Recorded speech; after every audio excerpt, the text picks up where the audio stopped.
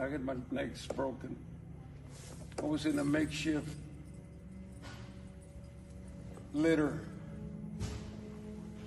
and the 16 men were on the ground praying. At 2 o'clock in the morning on a Sunday, they left the skeleton crew to guard us. They went to town. We chipped arrows. We put them on dried bamboo sticks. We made spears.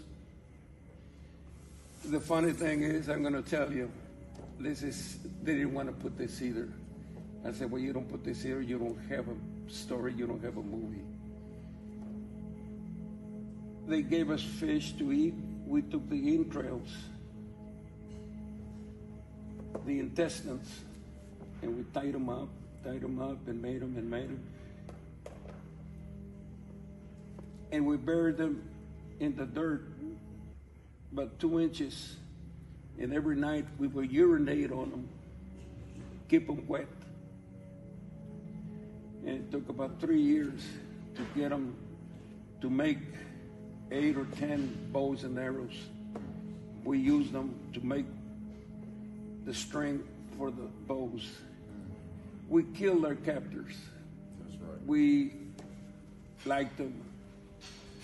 You have no idea how you feel to kill your captors, because they were kind of nice to you, some of them. And then you had to turn around and kill them, which we did. We took their AK-47s and we used them against them. And we went through the jungle. But before we left, we were praying. And this part, they wanted to leave out also. I said, well, then you don't have a movie, you don't have a story, including Reader's Digest. So as they were praying, down on their knees, 16 natives, I was on a litter, looking up, praying, because they were going to drag me because I had broken knees. As they were praying, an angel about 50 feet long with his wings stretched, beautiful man, came like this through the bamboo stalks, and he looked at us, didn't say a word, didn't say anything. Within 7 or 8 minutes, he disappeared. There was a sign that we would be okay. We were, but we were treated as deserters. When we landed in San Francisco at the Presidio Army Base, which is no longer there, we were put in chains by the military police, sent to trial, and sent to labor. Life imprisonment and hard labor at Fort Leavenworth, Kansas. We were there 2.5 years when Nixon exonerated us. They called us in. Well, the president has exonerated us. You're free to go. You go and take a shower and get your uniforms ready. Your enlisted rank or prior rank you had, you will go as soldiers and you will go to your destination. I said, what? Wait a minute.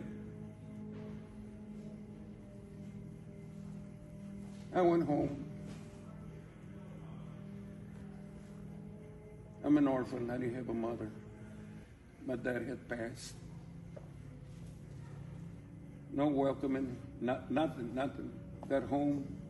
First thing I got was bananas, oranges, eggs thrown at me. I couldn't believe it. I just couldn't believe it. I sued the government. It took 35 years for them to exonerate my story, and they had to give me back pay. 6.5 years of captivity, 2.5 years of imprisonment in our own country, and injuries for my injuries. And my lawyers collected over $22 million. We had military lawyers, civilian lawyers. And I only got $500,000, and then we were taxed on that. So you can't tax us for combat pay, so they finally took it off. And it was one hassle after another one, after another one, after another. A lot of people from Ukraine, a lot of Asians, a lot of Afghanistani immigrants coming into this country, and they don't deal with the same, you know what I'm saying, issues. How does that part of things make, you know what I'm saying, affect you? Yeah, I feel like it's very personal, you know, when you have everyone, you know, coming here for what's considered the American dream, but you only pick on one specific race and one specific location of where, if you're Mexican, I absolutely hate you, and if you're Mexican and you look this color or you look this way, then, you know, your dream is not valid, but this white person's dream is valid, or this lighter person's dream is valid.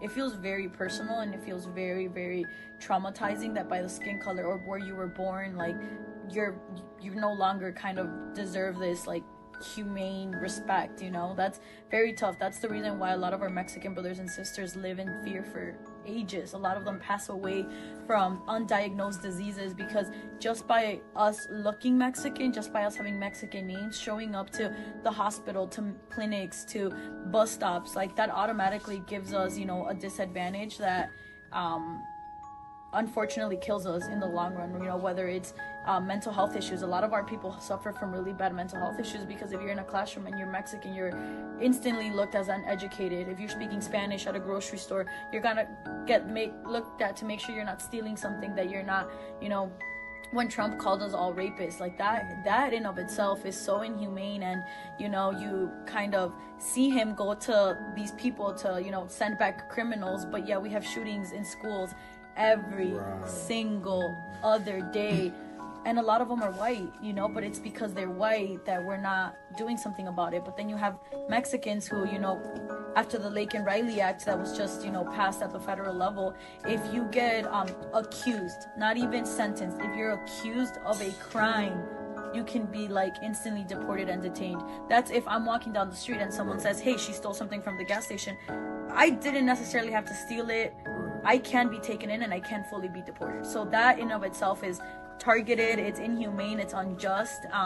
And I think, I think that Trump hates Mexicans because I feel like he sees the power that Mexicans hold, and he sees how much Mexico helps this country. And I think he wishes that this country could run without Mexicans. And he wants to prove that, you know, Mexicans don't really hold the power. But I think he knows that that a lot of Mexicans, like I said, grow your crops, run your businesses, and have a lot of, you know, very, very educated people. And that's why he's scared, and that's why he targets us. But you know, we're here, and I think we're not gonna go anywhere. We have too many deep-rooted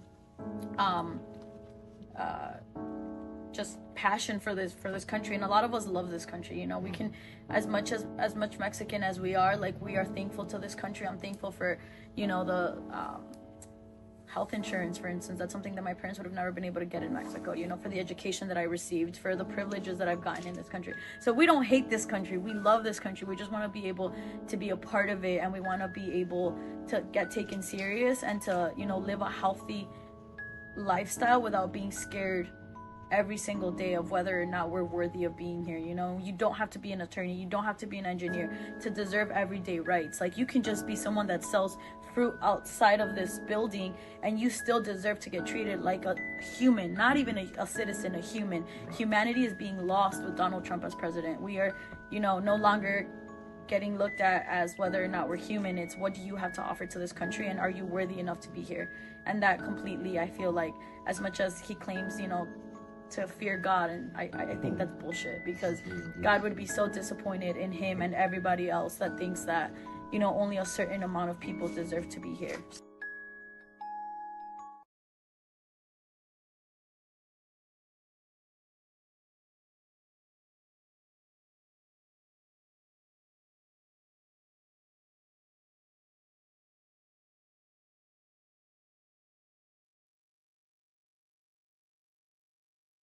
Run a play on one of the homies we had on here, right? Right. He got himself into some hot water behind the female.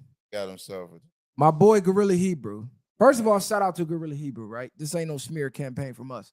I fuck with bro. We had him on here a few times. Views and opinions of what I say are not reflective. Doesn't reflect the Our Way podcast. Now, it's good to say that. What I seen happen on that show was nasty work. That wasn't no Israelite stuff to me. Mm-hmm. He was on a white man platform. Wack come in acting like he don't know what's going on. Oh, they called you? Got your number on speed dial. It was like, hey, don't you know such and such? Oh, man, let me call him right now. Wack pretended like he didn't know Gorilla Hebrew was going to be there. Right. They finessed him and told him, hey, yeah, just come.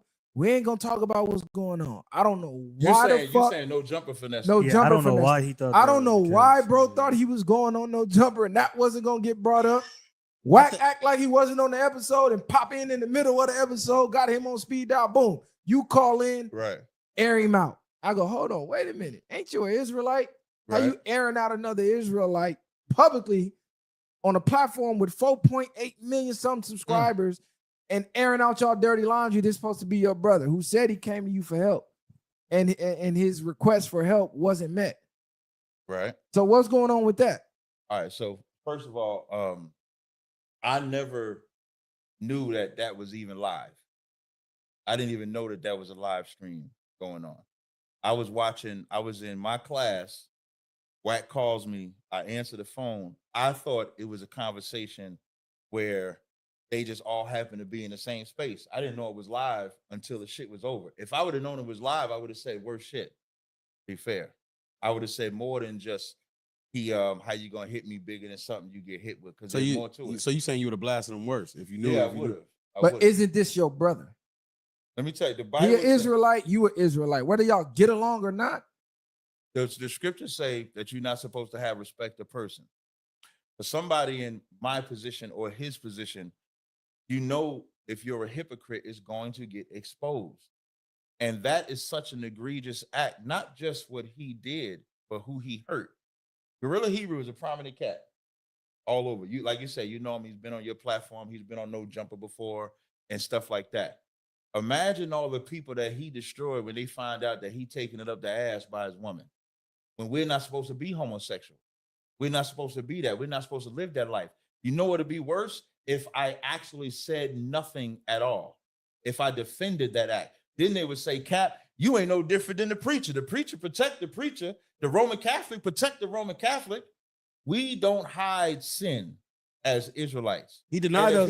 If he would have listened, the help that you talk about that he asked for, it was offered to him. And if he would have listened and sat down and not been so public, he probably would have got the help that he asked for. I'm not saying He hold denied on. the allegations though, right? No, he didn't deny it. What I'm saying is, let me- I'm not saying, I'm not saying that you gotta hide sin. I'm saying this is your organization, this your brotherhood. He's not in our organization. That's not, he's an Israelite.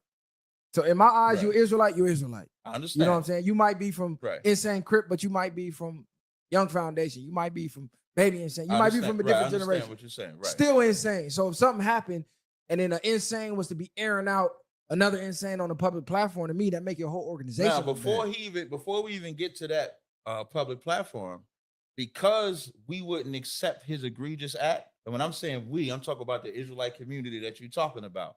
He said he ain't an Israelite no more. Before that No Jumper episode, he said, I'm not an Israelite no more, and said we aren't Israelites no more. I thought he was stepping down from. I thought he had to step down from his position, but he was like, Okay, I can't leave because of what happened. Let's do chronologically. His homie, you want to talk about somebody that was fucked up. His homie in his school told, like, we only knew this because his wife goes to some cat who was chilling with homosexuals too. That whole Sakari got a problem with homos because the cat that told on him, best friend is a homo, and he would leave the Israelite feast days to go chill with his homosexual friend. And when he found out that information about Gorilla Hebrew, instead of him going to Gorilla Hebrew, at least to say, hey, I'm about to do this live stream, is this true? He went straight to the internet. That's how we found out. If there's anybody that's unbrotherly, it would be him. Now, once we know about it, we hold him to the fire. He say, I'm gonna step down. As he's not stepping down, because I'm in some back chat that he has, maybe like a week or so past, he say, should I get back online? That let me know he full of shit.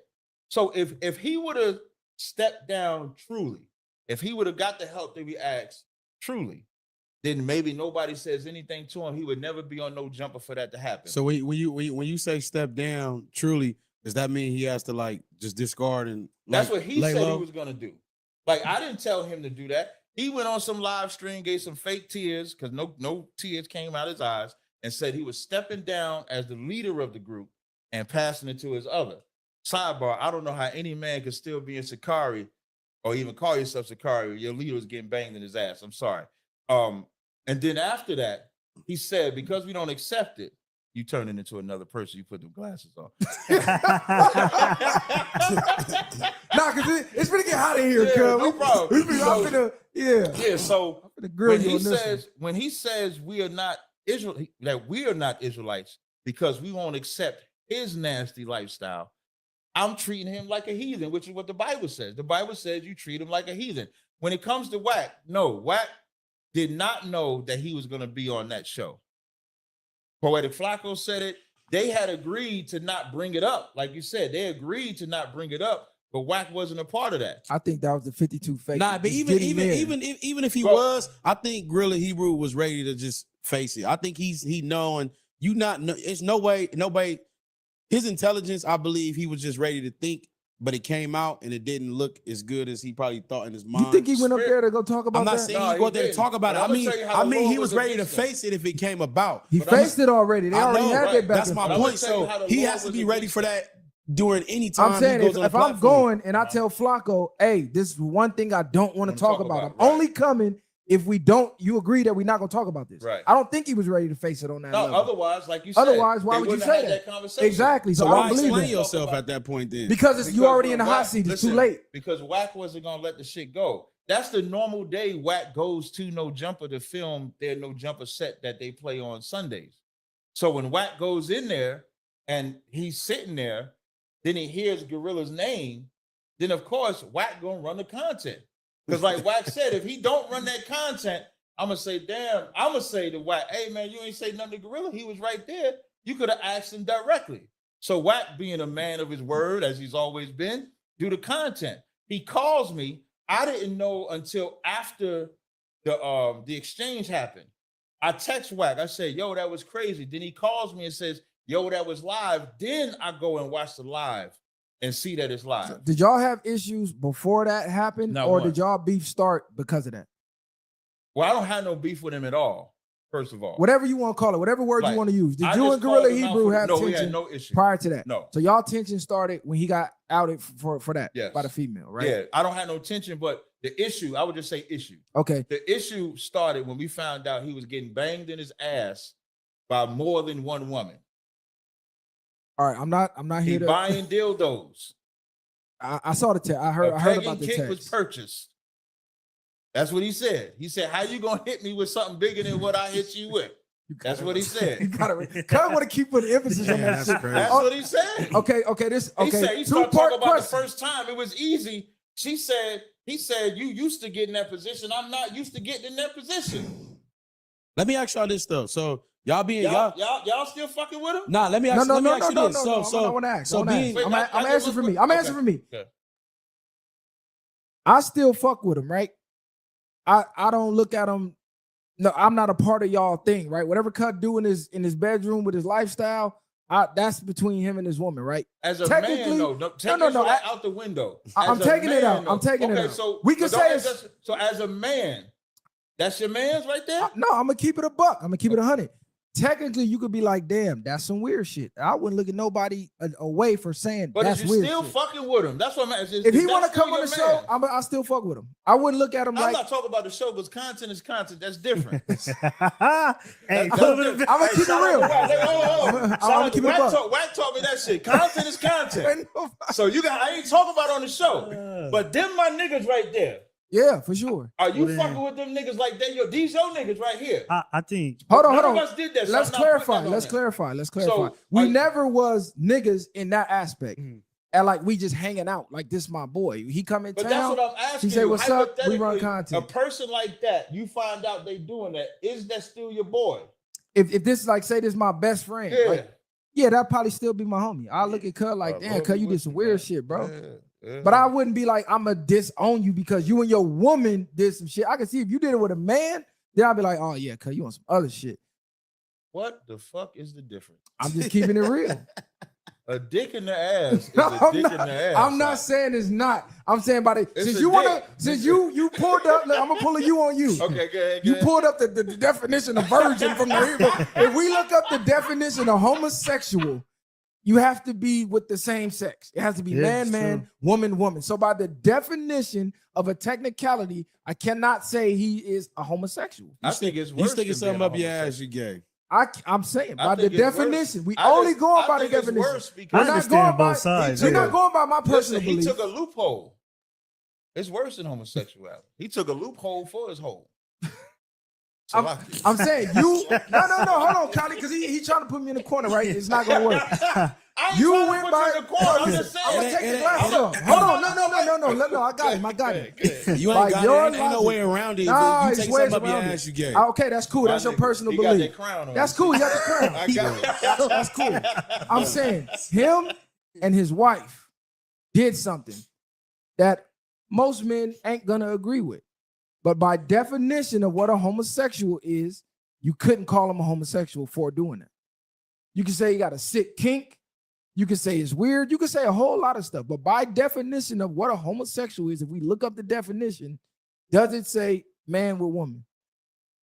It doesn't say man. Now, I'm going to say it's some gay shit because I still think it is, but disowning somebody, like if he was a bro of mine that I've known forever, we done fought back to back, gave me the shirt off your back, whatever. I don't think I could disown you for something that you do in the privacy of your own home if it's not harming anybody at that point.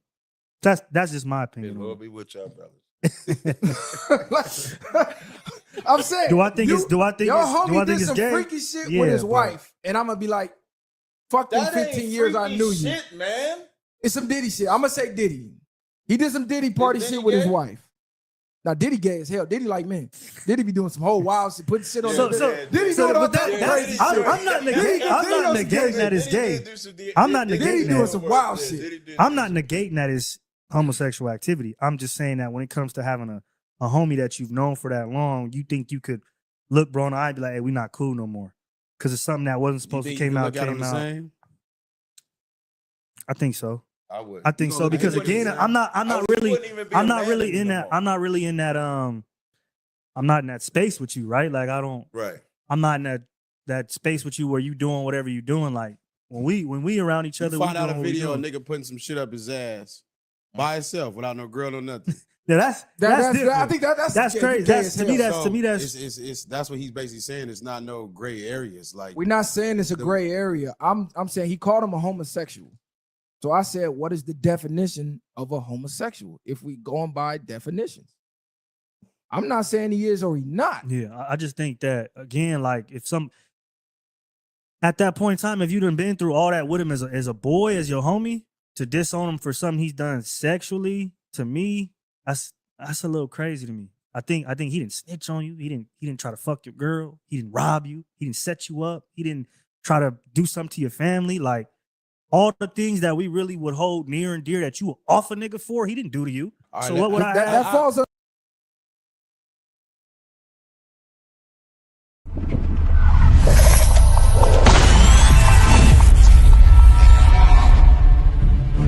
You're a black Marine or a black whatever in the white man's military, that make them want to kill you more. Mm-hmm. Like when they see the uniform on you, they get an extra disdain for you. You know what I'm saying? Because they don't understand why in the hell do you want to fight for them.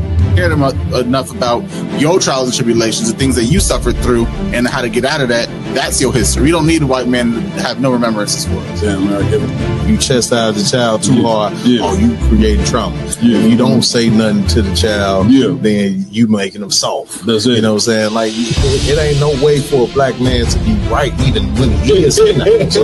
White people that's out there that want to help black and Hispanic people, the best thing you can do is just leave us the hell alone. They are all against you. They all want to destroy you, and the ultimate goal of all of them is to put you back into slavery and subjection. Real Nigga University, In 5, 4, 3, 2, Let's get it. 1.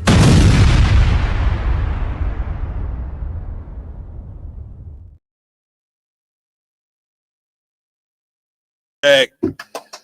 Thor, Round Table Truth, coming at you with another exclusive episode. Y'all know how we do it. Before we get into the show, like always and like normal, we want to also always want to pay homage to the Most High, Yahweh in the Hebrew, the God of blacks, Hispanics, and Native American Indians. We must find our way back to our God. That is the key to us getting out of this captivity. And with that being said, we also want to give it up to our King, Yahweh Shah Mashiach, whom the world ignorantly calls Jesus Christ. In the ISUPK under command of Jimmy Yohana, we teach you about the real Christ, not the false ones. Many false Christ said himself in the Bible, many false Christs shall arise. So we teach you about the real Christ, you understand, in the ISUPK. Also, we want to give it up to the man with the plan, none other than Commanding General Yohana. You understand? Give it up, man. What's new? Talk to me, man. IJ. Man, Kev, it's a lot going on in the earth. Ton of stories. We got some shameful women, shameful men. Man. World War III, that's still on the horizon. If I could, shameless plug, please. Look out for this Tuesday. Me and Raj Karab gonna bring out a ton of stories on World War III on a war report. Damn right. Madcap, ICE. Is just a ton of things going on. Damn right. Give it up. You know what I'm saying? Check these brothers out on the war report.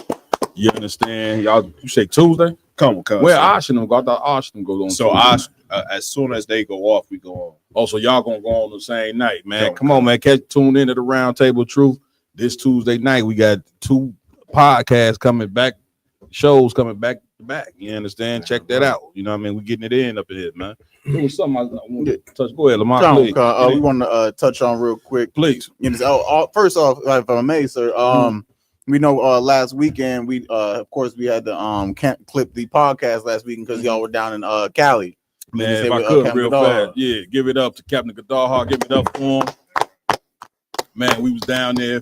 Myself from Chicago, Yaradon, Officer Iwalum. You know what I'm saying? And the brothers Ribs. Down there, man, had a great time, man. Cali, they put on the show, didn't they? Yes, sir. Let me right on that. Yes, sir. They got definitely live down there, man. You know, the General Yohana lecture, excellent. You know what I'm saying? Damn right, give it up. Of course, General Muhammad class, you know what I'm saying? Top tier, best class all around Israel. Come on, man. General Yohana's lecture was about the heavy addiction that Black and Hispanic men have to porn and video games. Right. You know what I'm saying? From what I'm hearing, a ton of brothers went and took their PS5s and threw them in the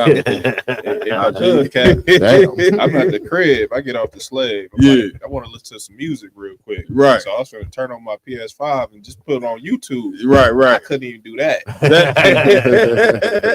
Well, don't throw it in the guy. He don't want you to do that. Now, you know what I'm saying? Don't throw the damn PS5 in the damn trash. But the whole point of it is the addiction up to it. You know what I'm saying? Like we're gonna have to step up, you know what I'm saying, as Black Hispanic men and shake all the different, you know what I'm saying, lust, you know what I'm saying, and things that we have that take our mind away from the truth. And an excessive, now we ain't saying don't play the video game, but an excessive amount, you know what I'm saying, of being on there all day. When you're addicted to it, that's a problem. When you're addicted to the porn, that's a problem. When you're addicted to porn and you're not having sex with your wife, that is a problem. Right. And so Commander General Yohana, being who he is, you know what I'm saying, the leader of this nation, he's going to address every problem that exists amongst us as a people. That's and this is how we get fit. Can you imagine, you know what I'm saying, complaining about Black people's problems and never having a solution on how to get fixed? You turn into the church to try to get fixed, and they can't fix you. They doctors who fail every time. Right. So I just wanted to say that. But go ahead, Dola Macchiato. Come on, Custer. So what we wanted to bring out real quick is that, you know, Donald Trump and everything like that, how they just changed back Indigenous People Day to Columbus Day. I noticed that last year on the calendar, you know what I'm saying, it said Indigenous Day. Right. I looked this Monday, it's back to Columbus Day. You see what I'm saying? Like Raj Karab.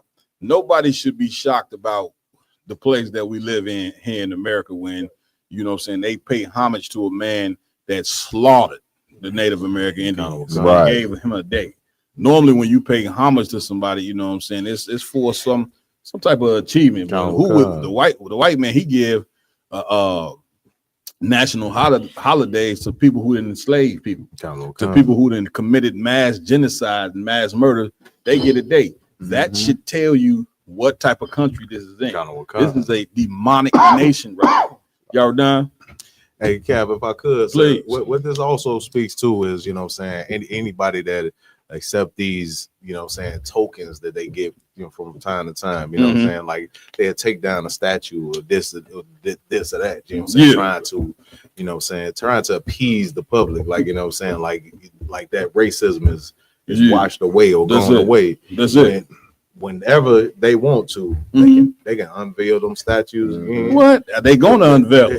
Them, I hate to tell you, them statues. And remember, black people thought they had really made some type of significant achievement. Saying, bartender, could you see me? Right there, you look like you need a job or something. It's a lot.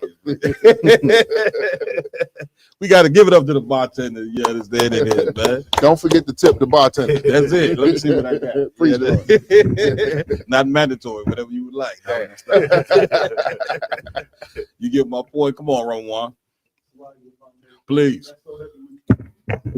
Like our people don't understand. Black and Hispanics, of course, and Native American Indians don't understand that our oppressor, the white man, he's gonna like celebrate and keep hold to his cultures. So like having that Confederate flag, they never gonna get rid of that because that's a part of their culture. That's who they are. But it's so crazy that Black and Hispanics follow everything America do, which they're not supposed to do. Right. Instead of the fact of following your own culture. That's it. They don't follow their own culture. They rather go follow the white man's culture. That's it. Instead of getting or taking their own back. That's it. If it's something that you can learn from the white man, which it ain't nothing you can but this. That's it. Keep your own culture. Now don't you ain't got to go get nobody else. That's it. That's it. You know what I'm saying? Come on, girl. I was gonna say, like, it's so spiritually correct for what the white man's doing in his own sense. You understand what he's doing? By bringing back Columbus Day and showing who he really is. Because when they first, of course, came to America, they slaughtered the Native Indians to take the land. That's it. You understand? And now with Trump in office and making America great again means they got to keep slaughtering the Lord's people to reclaim this land. That's it. You understand? So what they're doing is exactly what Make America Great Again stands for. Give it up. Give it up. That's right. And let me tell you something, man. That their racism, you know what I'm saying, is needed. It's needed for black and brown people. You know what I'm saying? Now, most people when they hear me say that, they may say, damn, all the stuff that they doing to us is needed. Yeah, because you won't wake up. You won't ever wake up, you know what I'm saying, if they can't be who they want to be. And this is who they truly are. They want to bring back Columbus Day. You know what I'm saying? They want to run in your homes, as the story we're going over tonight. They want to be able to run in your apartment buildings and pull you out naked, you know what I'm saying, and have your kids standing out there naked. That's what they just did. This is who these people are. You living in a place that is totally diabolical. There's so many movements that put us to sleep. You know where we going? Civil rights. You see what I'm saying? Like civil rights was basically, we can't beat them, let's join them. You know what I'm saying? Like these people been terrorizing us and beating us down for so long that the civil rights was all about joining, you know what I'm saying, this monster. You know what I'm saying? But again, the Lord say you ain't come ask me at my mouth. You know what I'm saying? Which means you ain't go to the men, our Lord, to see if joining America is the thing to do. Right. You would have find out, you know what I'm saying, that joining America and joining white people is not what the Lord wants you to do. That's why it's called a human race, black people. Human race means all races are in competition to be in rulership, and they just are. You know what I'm saying? Yeah, I know it's saying you've been fed that Babylonian concept, and you the only one believe in the Babylonian concept, which people bleed all red, and you love all people, and I get it. That just ain't working. You know what I'm saying? It's time for us to get into the game. And how we get into the game is we got to get into the game with our culture. All nations got their culture. You know what I'm saying? The Chinese, the Japanese, the Russians, America, whether it's right or wrong, they got their culture. Right. What is black and Hispanic and Native Indian people's culture? We don't know because it was taken from us and was robbed from us during slavery. Right. But now it's time for it to get it back. The Lord is calling you back. You know he calling you back because of the priests and prophets and the ISUBK. Commander Gideon Hanna is that man that was chosen by the Most High, you know what I'm saying, to resurrect this nation under Christ. And that's just something that you're going to have to accept. You see us out there on them street corners, man, stop, come holler at your brothers, man. Bring them some waters. When they get cold, bring us some hot chocolate. Come talk to us and so you can get your mind right about what is going on in earth and Damn what you right, should. We got the solution. Damn right, sir. We got the solution here. You know what I'm saying? Ramon, please. I don't know if y'all playing it tonight or not, Mhm. but I don't know. It was a video me and you. We went over together. It was you told me to pin it. Mhm. It was about when they started this big old business. They was all good, but the whole moral of it was they were strong when they was enslaved or when they was separated. Yeah. But then when they Oh yeah. get equal. Yeah. You remember? Yeah, I remember that. I don't know. You know what? Let's say that for Ash them. For when they get on Tuesday night, because man, we got so many right now. Come on, Kazai one. Please.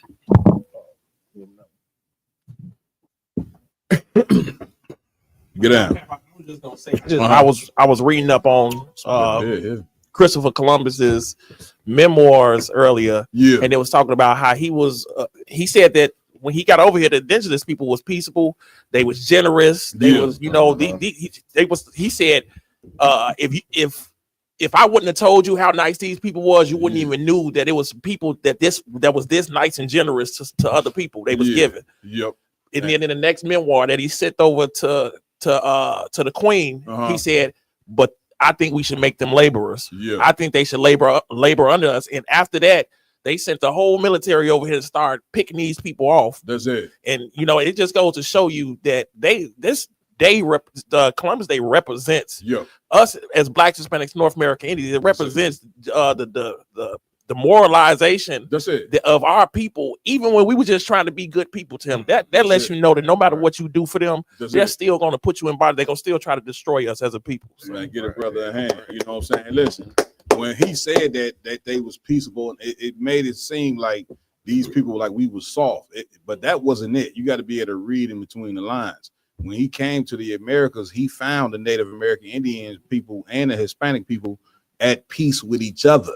It don't mean, you know what I'm saying, that they just somebody you could just come overrun like we soft. Native Indians, Hispanics, and so-called black men, we warriors. Huh? You see what I'm saying? But they was at peace with one another. But of course, you know what I'm saying, when Columbus came and the conquistadors came, that peace that we had amongst each other was all over with. Right. Because wherever the white man goes in the earth, he is a disease and a cancer. Wherever he goes in the earth, you know what I'm saying, he bring hell like something you could not. It's shocking and surprising that Blacks, Hispanics, and Native American Indians are still even here. Right. This man and went to countries, man, and wiped people, nations out. You see what I'm saying? But he cannot wipe out the 12 tribes because we are the Lord's chosen people. And if the Most High don't want you wiped out, you ain't gonna get wiped out. You see what I'm saying? Come on, because I want to get down. The one part that just sparked my brain. So in his last memoir, when he died, they found it, and it said he felt that he was doing a divine. He was doing a divine act. Yeah. By coming over here, and finding these people. In his mind, he thought he was doing something good, but in all actuality, he didn't know that he actually was doing a divine act. He was bringing the tribes back together again. Right. Like again, white people so diabolical. They think when they harming you that they doing something good. Right. We was talking about a video earlier, you know what I'm saying? When they colonize and enslave you, this is a good thing. Because without them colonizing and enslaving you, you know what I'm saying, and separating your families, you would be disoriented and disorganized anyway. Right. Because you was over in Africa living like animals, let them tell it. You see what I'm saying? They're like, this is what we was being taught when we came up in the schools in the 80s. You know what I'm saying? This is what we thought. Black people, you would hear black people say, man, listen, well, if they hadn't came and got us, you know what I'm saying, we wouldn't be civilized. Now, why was that being taught to us? Because you fought to go to school with the people who hate you. And what the hell you thought they was going to come in there and teach you? Right. You see what I'm saying? Like you going to get educated by your enemy. Of course, he going to brainwash you to think, you know what I'm saying, that slavery was good. Listen to this good. They teach you in class that slavery was a good thing. This is good for you. Right. These people are diabolical. Wow.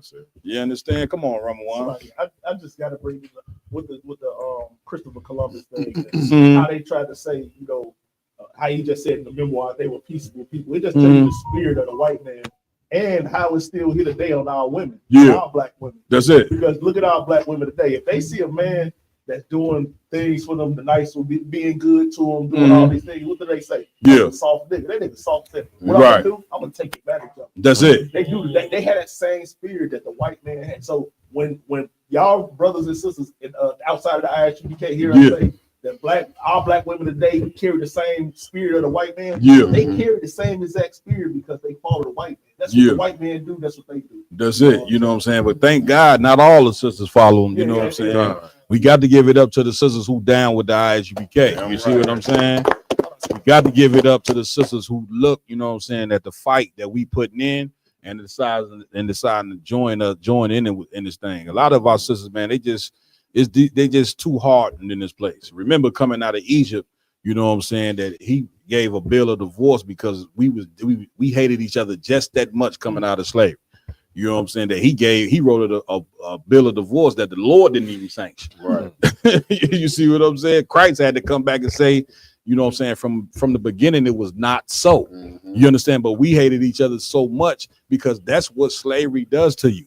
It breaks down the fabric of your morality to where you start to look at each other, you know what I'm saying, because of this constant pressure of being oppressed by another people. And of course, you're going to hate yourself.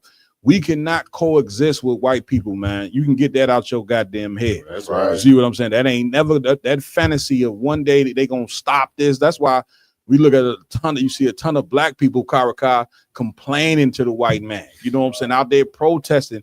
You know, that don't mean nothing to him, man. You know what I'm saying? Because you need to stop that. If you're gonna protest or complain to anybody, do it to the Most High. That's right. You know what I'm saying? The Most High is the only one that's gonna take up your fight. White people ain't gonna take up your goddamn fight, man. Right. They the one. They fighting against you and the most. They don't believe in God. Can't you see that? Right. You think these people believe in God? Have you ever walked in a white church, or have you ever seen them on Sunday? You know what I'm saying? When they're in there preaching, it seems like satanic worship off top. They on where they moving, you know what I'm saying? Right. Cats in the white, it look like some devil worship shit. You see what I'm saying? You think God is in that? Are you some type of knucklehead, man? Damn. What we going on, Come on. First video, you almost already touched on it. We're gonna go to how when a video of the so-called white man when after he conquered the native Indians, and he believed that since they were so-called savages, now he brought them to real civilization. Come on, man, let's get into it. Never seen a white man, yet through the agencies of the government, they are being rapidly brought from their state of comparative savagery and barbarism to one of civilization. That's all right there. He's saying that they coming from their savagery and barbarism when they the one that came and was mass unalive in the so-called Native Indians. Native Indians had a culture and all that, but they was being called savages and barbarians. You know what I'm saying? Meanwhile, the white man is the savage and the cat barbarian. You see what I'm saying? But he gonna put that charge on them. So much so that when we came up, show you how brainwashed we were, we would play, you know what I'm saying, Indians and cowboys. Remember that, Karaka? Right. You know what I'm saying? And nobody wanted to be the Indians. You see what I'm saying? We always wanted to be the cowboys, right? Which means as a black man, you saying, I want to be the white man. I want to be the hero. You know what I'm saying? Or whatever the case may be. The Indians, they the enemy. Meanwhile, you ain't know the Native Indians, your blood brothers. You see what I'm saying? Like, brother, let me tell you, man, this sophisticated slavery we under right here, man. This shit here, brother. Excuse my language. This is on another level. Y'all were down? Hey, what's so heavy about what you're bringing out, sir? Is just the fact that, you know what I'm saying, like, this was not just the sentiments of, you know what I'm saying, one racist white man. Yeah. This was in the Constitution. Like, they labeled them savages in the Constitution. You read through the Constitution, just like we would label 3/5 of a man. Yeah. The Native Indian brothers was labeled savages in the Constitution. Right. You understand? Like, which means this country got a hate for the Native Indians, brother, like something you could not believe. And here's what they want to tell you about that hate. because them Native Indians gave these white people hell to take this country out. You understand? It ain't like they just laid over. You know, he talking about all that peaceful. Man, them Native Indians went to war and killed a ton of them white people, man, when they came over here to take America out. And if I could, I'm gonna give it to you, IG. Big shout out to Officer Dabawan who brought this video out from California. You see what I'm saying? Brother doing an excellent job bringing out these stories. I will on. Please. You know, the devil is saying that the Native American Indians are barbaric and savages. It's still coming out. The bones are still coming out to this day about the boarding schools and how their so-called religious leadership and the nuns and the priests was raping and molesting boys and girls. That's it. And now in 2025, you finding mass grave sites underneath Catholic Church of North American Indians. But we the savages. That's it. But that's what brother, one of the brothers mentioned it earlier. What in the hell you think these ICE agents are gonna be doing, you know what I'm saying, in these detention centers that they taking our Hispanic brothers and sisters to? They're gonna be doing the same thing they was doing in them boarding schools, which is raping and unaliving. That's all the white man know how to do. He is a criminal, brother. Brothers and sisters. Go ahead, finish playing that tape.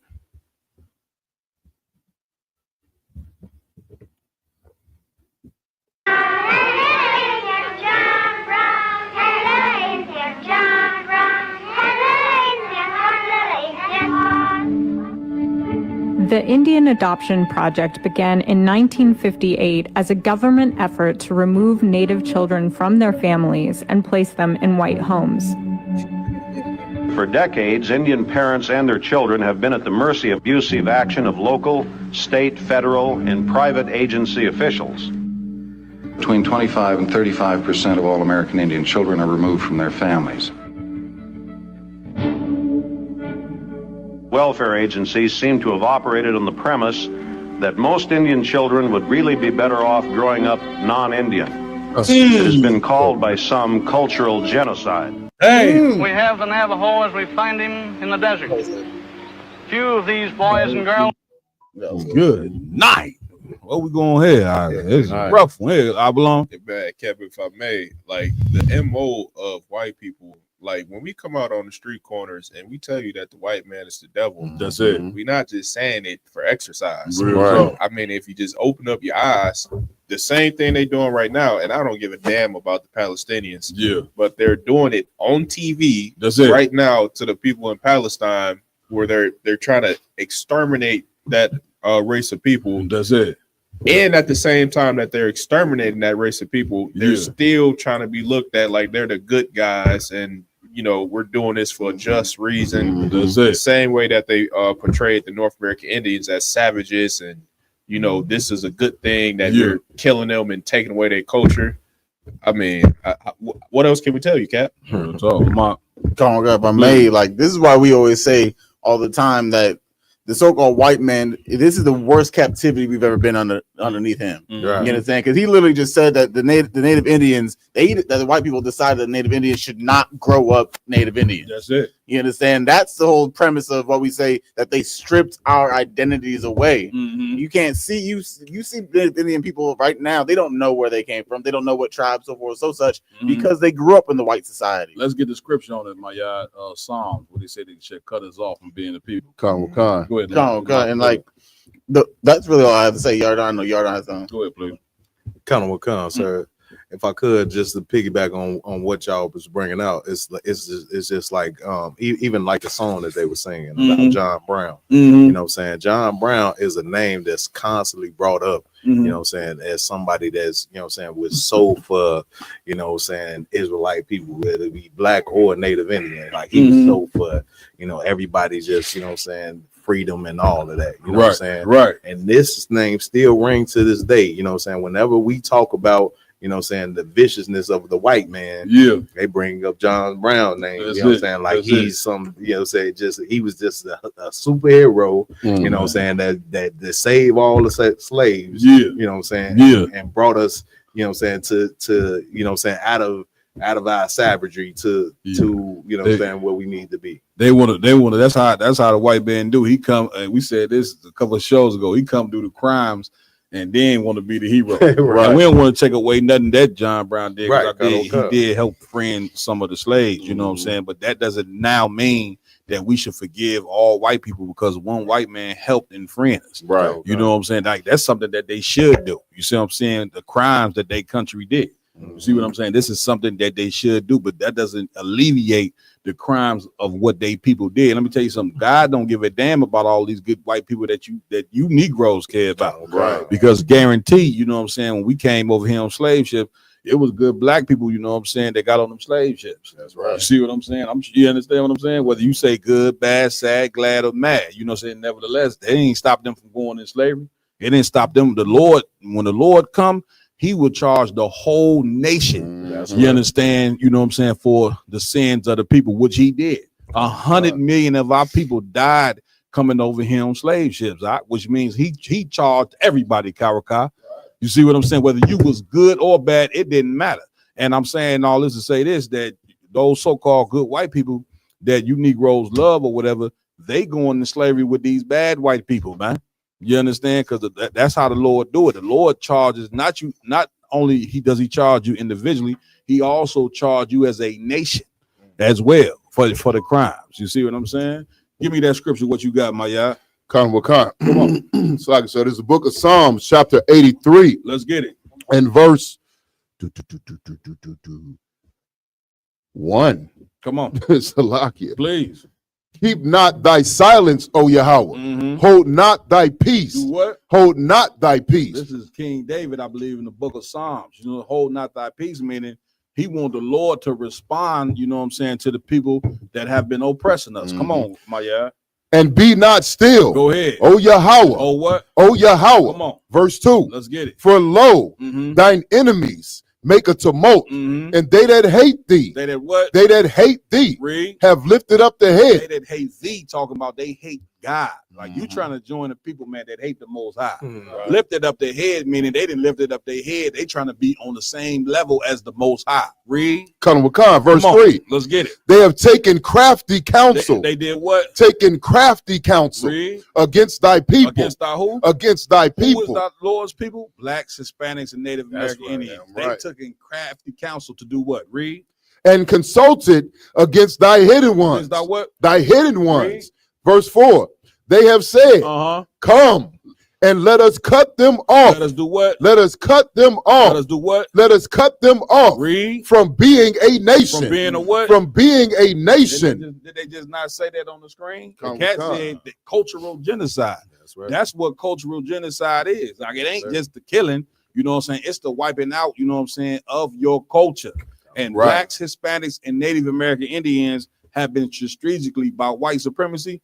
Cultures have been wiped out. Right. So much so that black people, even right now, with all this education, Google and the internet and all these different things, all this university this, university that, you got black people running around here 2025 and they ain't got a clue what their nationality is. You understand? Hispanics, you know what I'm saying? They running around calling themselves Puerto Ricans and Dominicans. That is not who they were before white people came to enslave them. Black people wasn't being called Haitians and Jamaicans. These people been robbed and spoiled, like the scripture have said. We've been cut off from who we are. Sir. You understand? We've been cut off from who we are because we the Lord's chosen people, which means these other nations, you know what I'm saying, are jealous of who you are. Just like anybody who chose, they want to be who you are.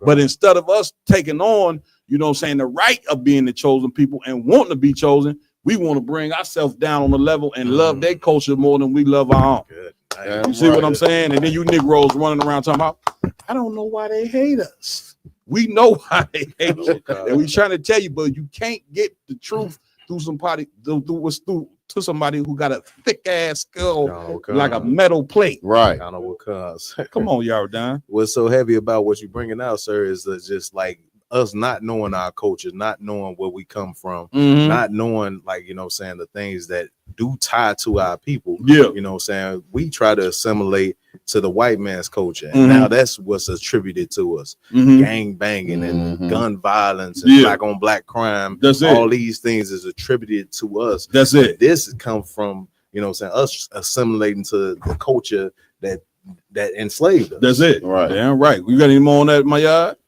Shit. If it ain't necessary, go ahead. Come on. That the name of Yasharallah may be no more in remembrance. Read that part again. That the name of Yasharallah, read it what it said. that the name of Israel may be no more in remembrance. You understand that the name of Israel may be no more in remembrance. And brothers, the name of Israel is no more in remembrance. That's right. Why do I say that? Yeah, you didn't heard the term Israel, but nobody know where the 12 tribes is. That's right. You don't know who the people we know. You know what I'm saying? Because the ISUBK, we bring it out who the 12 tribes is. The 12 tribes is blacks, Hispanics, and Native American Indian. But for the most part, the rest of the world, they don't know that you the Israelites. That's what it means by what he just read was a biblical prophecy. You understand? Come on, y'all. Cap, I just wanted to ask you a question. Please. Because when you said that, I thought of the fact that even Israel today, you know what I'm saying, what they so-called call Israel, they call themselves Israelis. That's right. They don't call themselves Israelites. That's right. Even the so-called Jew, calls itself Jewish. That's it. You know what I'm saying? That's he don't it. say that he's Jew. Judah. He don't say Judah. He say he Jewish and he say he Israelis. Right. The only problem is you ain't gonna find Jewish in the Bible. Right. And you're not gonna find Israelis in the Bible. Right. Okay. White people was brought to that country, you know what I'm saying, after World War II. This is a historical fact. They was brought to that country, you know what I'm saying, because the real Israelites, you know what I'm saying, real Jews, you know what I mean, was spread abroad in other countries. Look this up. Google 70 AD, the Roman Empire ran niggas out of Israel. That's where black people from. And we ran into Africa, lived there for thousands of years on the west coast part of Africa. You can go look this up on an old map. It was called the Kingdom of Judah. That's what it was called. Kingdom is a sophisticated society. They telling you, you know what I'm saying, that you came from Africa like you was uncivilized. Meanwhile, how could you be uncivilized when the map say kingdom? The map say, can you believe anything these white people tell you? You just take it and just eat it. You know, it's like somebody throwing poison on a plate. You ain't smelling it to see what it is or whatever. You just go sit there and eat it. It could be dog shit. You sitting there, you gonna scoop up whatever your enemy put on you, big stupid dummies. Wake the hell up, man, and get down with what the hell we telling you, man. These people is playing you. You being played. Come on, Ramwan. Just real quick. Go ahead. You need real quick. You need a magnifying glass to see. I looked for this for so long. And since I came into the UPK. That's it. Cap, he showed me the map. I'm looking. I'm like, I still don't see it. Oh, they put the truth in your face all the time. Face, but you dang need to see it. You gotta have a magnifying glass to see Kingdom of Judah. You like, oh shit. Not only, I'm coming to you, Mike. Not only did it say the Kingdom of Judah on the old map, it all said the land of the Negroes on the old map. So when you see the slave signs over here, it didn't say Africans for sale. It said Negroes for sale. Why? Because you two totally different people. Right. Nobody sells their grandfathers and grandmothers and daughters and sons into slavery. You big dumb stupid idiots. Damn. Come on, my y'all. Journey, I don't know about y'all long. I'll be able to do this shit here, man. So we still I guess I'm stuck in the game. I'm prisoner. He trapped out I'm trapped. We gonna close the door. Trying to leave. Close the door. Close the door. They holding me hostage. Go ahead, my y'all. And what you're saying is so heavy, y'all. That's why it's so diabolical that they try to convince us now that we Africans. You know what I'm saying? Because I've heard brothers say, man, maybe slavery wasn't bad because, you know what I'm saying, we was over in Africa half naked, throwing spears at each other, eating each other. That's it. You know what I'm saying? And make it seem like we was just out in Africa living in a Tarzan movie. That's it. You know what I mean? Instead of realizing, you know what I'm saying, that all these, ancient structures that they worship and idolize so much, we built Egypt. We won the Egyptians, but we built Egypt. You know what I'm saying? Timbuktu, they talking about the lost city of Timbuktu. The streets was paved with gold. Come on, man. Like that's everything that they love and worship and consider great in ancient society is us. Listen. The proof that we not Africans is that what you must remember is this, my y'all, is that the African continent was colonized by Great Britain, colonized by France and Belgium, all these other white countries. They ain't make the achievements that America did. Right. Why didn't they make the achievements that America did? Because you and Africans are two totally different people. That's a fact, sir. You see what I'm saying? Now, why did America make so many advancements past the continent of Africa? Because they had Israelites in slavery. That's right. And Israelites being the chosen people, we are more gifted than Africans, man. Right. You seen that with the Dream Team. The Dream Team played Team Nigeria, beat them by 80 points. In a basketball game. Like you beating somebody by 80, that's like saying like putting a high school team and they playing kindergartens, man. These other grown men. They ain't us and we ain't them. Damn right. You know what I mean? Where we at? With the way things going, we're gonna jump in to what was going on a couple weeks ago on the south side of Chicago with ICE. Come on. You understand? They went and infiltrated 75th on the south side of Chicago. Yep. We got a few videos on that. Come on with it. Federal agents from different agencies raided an apartment building in the city's South Shore neighborhood early this morning. Neighbors there report multiple arrests in this latest immigration enforcement action. People who live there are telling our Sabrina Franza that American citizens were briefly detained. She is live for us on that scene right now. Sabrina? Stop it. Please. This is the video I think it is. It is. For blacks, if you're a black person, y'all really need to watch this video because, of course, Captain Marquardt, Commander Junior Hunter been saying this for the longest. These ICE raids, that's for the Hispanic brothers and sisters. Yep. This ICE raid is for all blacks, Hispanics, and Native Americans. Damn right. So I just had to bring that because I'm just remembering when I watched this video, I'm like, this video is crazy. Well, listen, the first thing that threw me off what she said was that American citizens. Right. Right. Like black people. I know you don't think you know American citizens. I mean, we moving backwards if we think this. God. You a citizen of all these things that being done to us. We citizens now, Karaka. Was the people in Hurricane Katrina that was dropping dead from not being fed and water not being dropped? I watched a story today where the dude was on top of the roof. You know what I'm saying? He said the helicopter was flying over the black people to go help white people. You know what I'm saying? Giving them water and sandwiches, this, that, and other. He said he had to take all the black people that was on the roof and tell them to go downstairs, and he rolled the white people up. You know what I'm saying? You know, they wheelchairs and all that. He said he did that. He said 15 minutes. It ain't take but 15 minutes for the helicopter to come help them. But you a citizen here. Oh God. We got a nice house, sir. Oh God, two things. First, like this is the beginning of the video. You see ICE, they be renting budget vans, they be getting U-Hauls.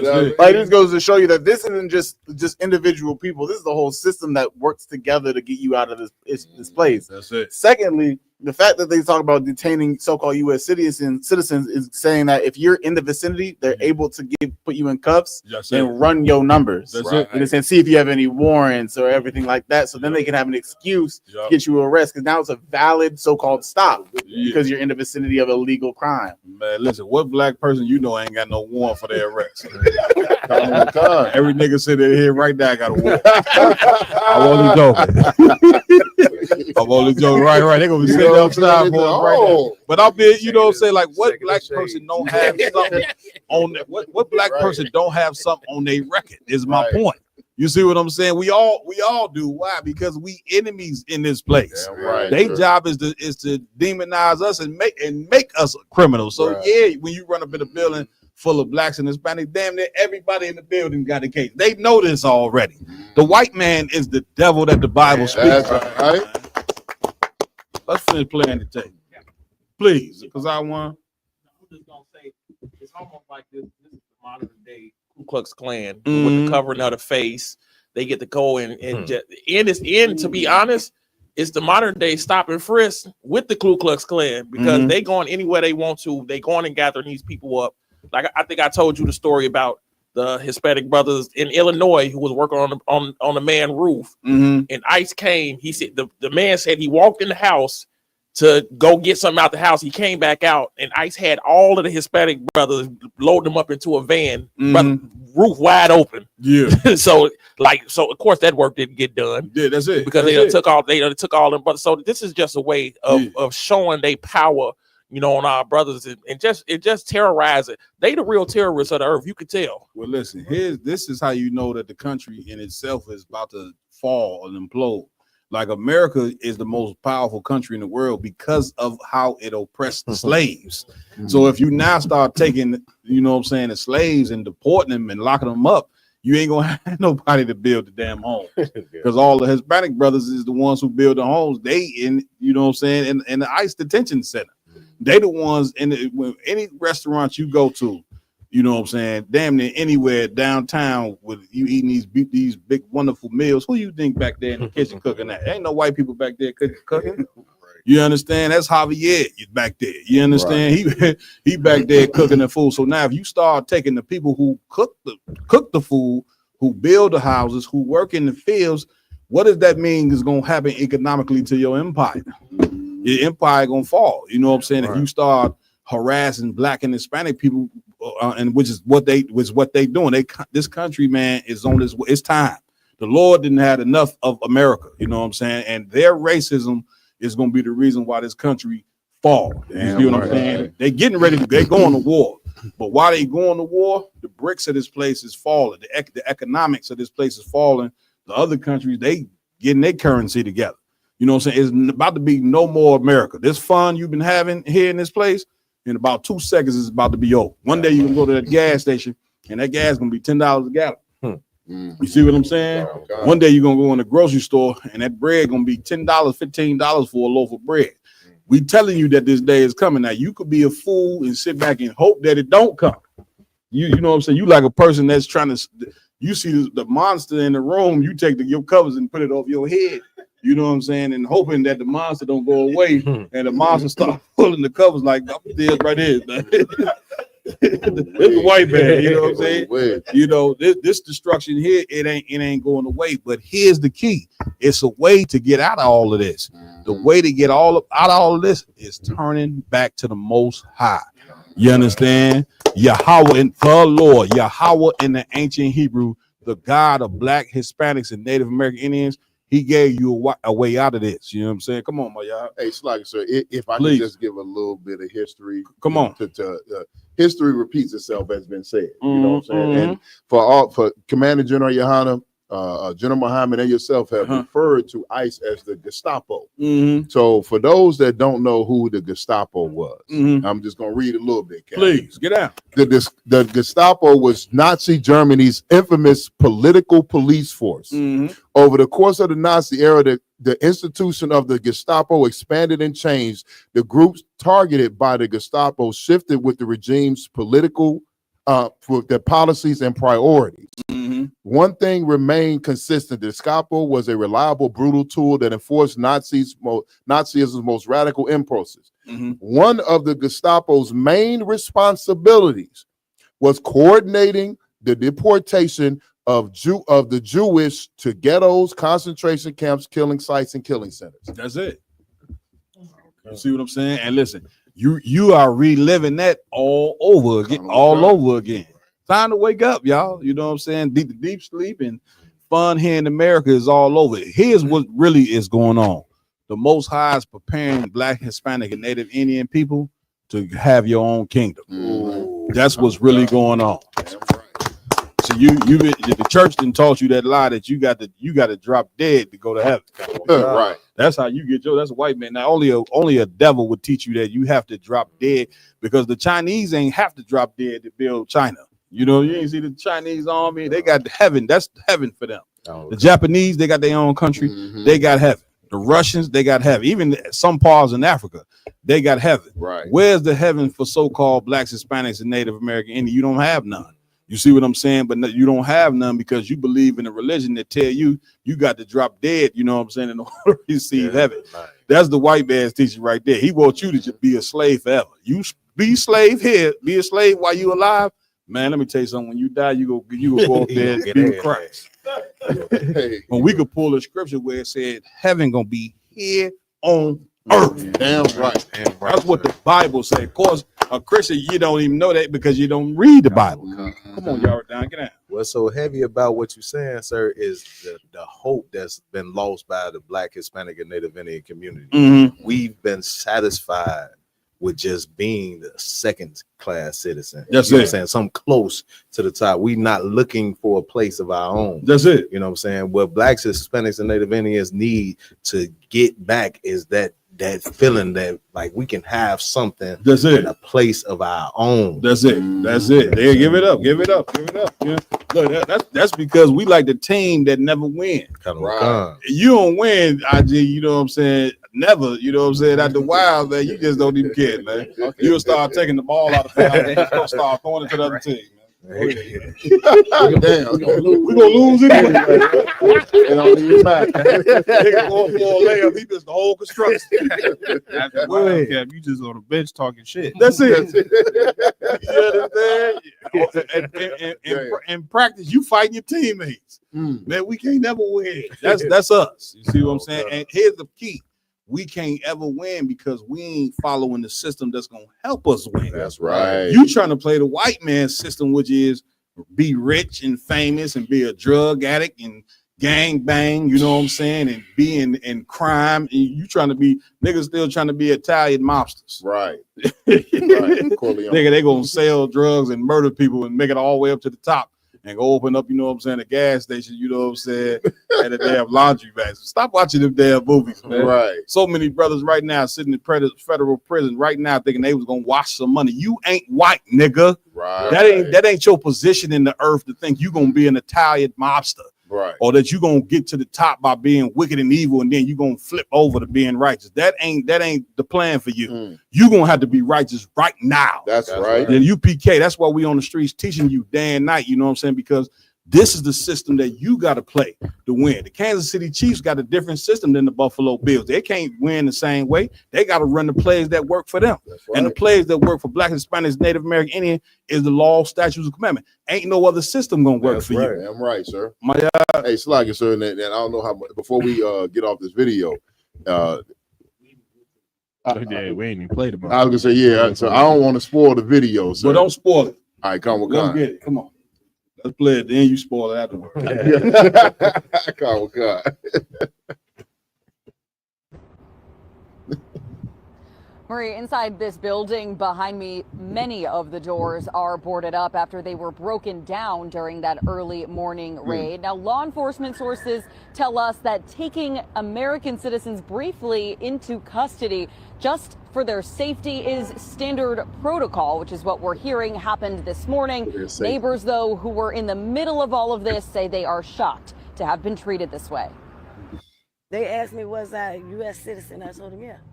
I was born here. It was real tight, all right here. And every time I moved, it would hurt. Patricia Fisher says she was detained by federal agents this morning, claims she was held for hours in a van with other neighbors at 7500 South Shore Drive, while agents confirmed her identity, citizenship, and confirmed she had no active warrants. She describes the scene as she says children were also let out of the building. No shoes. The kids that had no pants, no shirts or no pants on, they just treated us like we were nothing. He said he had warrants for 5 people. I said, so why are you detaining the whole building? He says for the safety of our people. Ebony Watson watched and filmed what she saw, And all you see is this whole block full of budget rental cars. showing a massive show of force and rental trucks used in this mission alongside ICE, FBI, and other federal agencies. The FBI called it a, quote, targeted immigration enforcement operation. Are they at the property? Because we're here. We tried to find the property manager. No one would meet with us or give us any information about what happened. It's crazy. It felt like we were under siege last night. Meantime, this Chicago neighborhood is grappling for answers. They brought a baby out completely naked and wouldn't allow the mother a chance to clothe her child. You know, it's distressing. Now, we've reached out to ICE, DHS, as well as to Customs and Border Patrol for more information on what exactly happened this morning, who... Go ahead. If I could, Kat. Please, get out, my Like guy. you said, I'm finna sport that right there is the roses and rainbows version of what happened, Cap. Give us the joint. You want to play the other joint? Yeah, the Let, other one is you want to say something before he play, or you want to let him play? He gonna okay, play it. Cap. Okay, go ahead and play it. You know, I want to say, Cap, one thing. They make it seem like they just rolled up, some budget rent a car joints, and they came up there with all of that, them vans, them black SUVs. They came with the damn helicopters, high powered, fully automatic weapons. And they invaded from the roof. They came from the ground came from the helicopter and from the roof. They was being let off the helicopter on the roof, kicking in windows like they in Vietnam. Go ahead. One thing that kills me about ICE, they be in full tactical gear that belongs to SEAL Team 6. Like, these are rejects that don't have the skill or even the heart to make it into Esau's military. So they gonna go and buy all kind of gear and helmets and glasses and shit like that. That's it. And go to attack harmless Hispanics that don't even have a pistol. That's it. And feel tough about themselves. That's it. They're tough guys. So like if you know what I'm saying, 80s baby like me, just look at a movie called Police Academy. That's ICE. Right. Oh God. Good night. Oh my God. Go ahead, because I won. Yeah. But I think everybody know in Chicago, it ain't really no Hispanics in the South Shore neighborhood. Them all niggas. Yeah, you already there. That's the point. That's strictly we call it over east. Right. Okay. Right. You go. I wouldn't advise you to go over east if you ain't from over east. I would advise you to walk in the damn, you know what I'm saying, in the mini market to go buy you no Papa, no, you know what I'm saying, no candy bar. You gonna be the Papa the candy bar. That was what I told you. That was when I went to that McDonald's and they ain't had that more jelly over there. Yeah, the cat said, Lord, we need help. It was 8 o'clock in the morning. They ain't had no jelly for the man biscuits. The man said right there at the counter, he said, Lord, we need you. He said, we need you. He said, it's 8 o'clock in the morning. They ain't got no jelly. You know what was crazy? The sister was like, nah, we ain't got no jelly. She was like, next. He was praying. She was taking the next order. He said, you won't. Move on. I'm sitting there waiting for my orange juice. I'm like, since I needed orange juice. Man, come on, man. Where we at? Go ahead, Rowan. This is the great video we just played. This is the same, kind of the same thing. It kind of got the same people over there. Yeah. But it's just, I don't know if one was took it later on and one was took it at a certain That's time. fine. Yeah. But this video, they gonna tell you exactly what happened and then during the heat of the moment. Let's play it. This basically the raw footage. Ain't no sweat. Let's get to it. One woman who actually lives in this building, and she says she was detained by ICE agents overnight, and she says they took everyone and then asked questions later.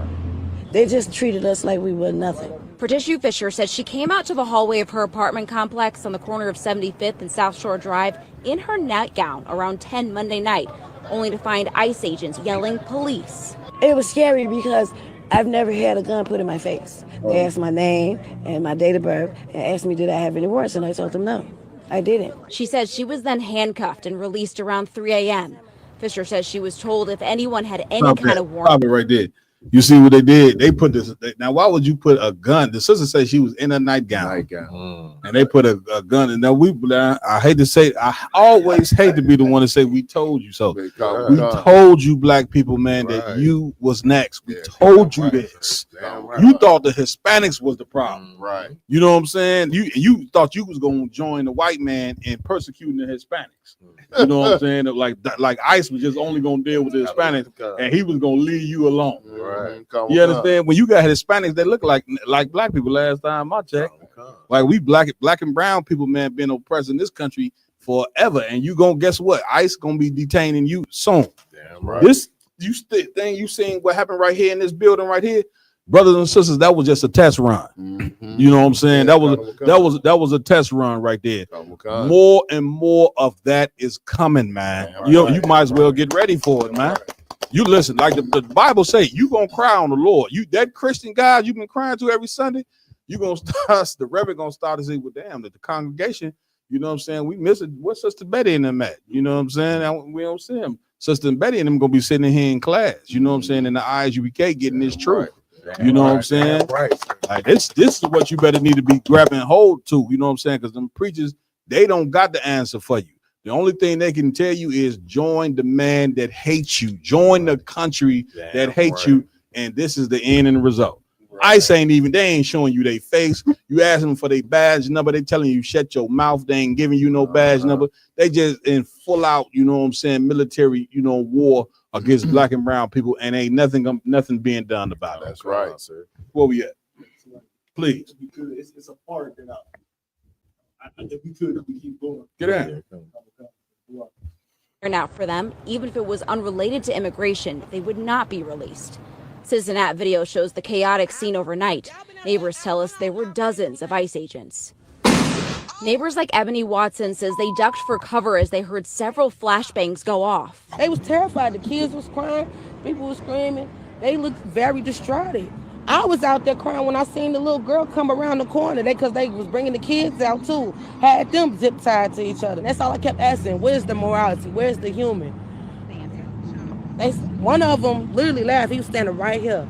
He said, them kids. Watson says budget trucks and military-style vans were used to separate parents from their children.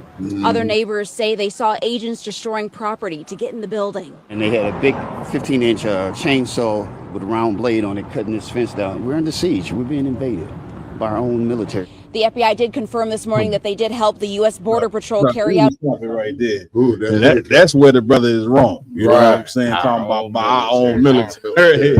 You nigga, we got a nice house. Man, listen, man, don't give me no more of this looking ahead tonight, man. It's gonna be, I'm telling you, we gonna get turned up in this one. Okay, black people, the United States military is not your military. Okay, right. You need a nigga military. This is the reason why we call it Real Nigga University, right, because we the only ones that care about our people, and when you care about your people, man, you gonna tell them the truth whether they like it or not, man. The brother sitting there he said we under siege, which he right, we under siege, but then he came and said by our own military. He just don't even get it. IG, not a lot, sir. You understand? Anybody else? Yeah, I mean, go ahead. You know what I'm saying? This right here is just, I mean, brother, I mean, it was insane. Come on, my Cap, and then everything, like I said, they separated the kids from the parents. That's the white man's tactic. Come. You see, the story just went over the Native Indians. Like, this is how he do you. You know what I'm saying? And the worst thing that you can do to a people is separate children from their parents. I don't give a damn if it's for a day or two. You know what I'm saying? That the child is, and the parents. We talking about the child gonna be traumatized. The parents gonna be traumatized from that. You don't separate children from their damn parents. Are you insane? Right. Come on. And then they said in the other one, sir, that see, if you combine the two, you get one baby was naked. They wouldn't let the mother put clothes on the naked baby. On the naked, and there was a ton of naked people out there. When they came in, they didn't give a damn what state you was in. You understand? They bringing you out there. You know what I'm saying? And this is to make an example out of you out. Yeah, you know what I'm saying? That like they say, the sister said it. She said they treated us like we was nothing. Right. And you right. This is how they look at you. Right. This is the reason why you need to go ahead and stand with your Hispanic brothers and sisters. Damn and right. Stop talking about, you know what I'm saying? Well, why y'all bringing these Hispanics over here? You know what I'm saying? This, that, and other, and the fourth. Like the Lord trying to show you that you got a common enemy, man. Right. Hey, so like I said, and also, you know what I'm saying? One of the things, like the report, that's the unedited version. You know what I'm saying? He effed them kids. They came from the roof. They came from the ground. They shooting through you see the window. Like they in a war. Like they in a war. Like they throwing flashbangs up through the floors of the higher floors through people's window in the middle of the night while they sleeping. That's it. And then after they detained the whole goddamn building. I mean, they took every single person out of that building, and they're talking about, you know, the citizens were let go after a couple hours of questioning. No, they said if you had a warrant, they let everybody go unless you had a warrant. If you had a warrant, they was keeping you. You know how more and more of this is coming? Because give me right on this, IG. ICE's budget, you know what I'm saying, is higher. It's higher than the damn U.S. military budget. The U.S. military got jets and planes, and they in the Middle East and other countries. ISIS budget, you understand, is it higher or is it close? Nah, sir. So the U.S. military is damn near $1 trillion. Okay. But ISIS budget it outranks like some of the top 10 militaries in the world. Which lets you know what I'm saying, that more and more and more of this is coming. And what people was it coming for? Them 12 tribes that don't know who they the Lord's chosen people. Blacks, Hispanics, and Native Indians. This is who this is coming to. If I could, sir. So, our people were just totally wrong on how black people were totally wrong how they treated Hispanics with the ICE situation. Oh, yeah, right. Now, right. on the flip side, we might be get that part of that. Right. Yeah, we might be coming home. It was just a recent video. If we could play real quick, please. Another ICE situation. Let's play that. Y'all send it to him. Come. Let Raj get Raj Karab and Ramawan in hand. You know what I'm saying? We got the best engineer team in the UPK. You know what I'm saying? I don't want nobody else in the UPK to get mad at that. You know what I'm saying? This is something you should accept. It is what it is. Other brother like, yeah, okay, Cam, let's look at the numbers there. Go ahead, Uncle. Then y'all ain't even, they ain't even got handcuffs. They got these men. And then y'all surrounding the fucking baby. Y'all fucking wrong for that shit. Y'all got kids right here. Y'all both as hell, man. We gotta eat cameras so y'all hurt this man. And y'all the hood, man. Y'all, we said fuck y'all up.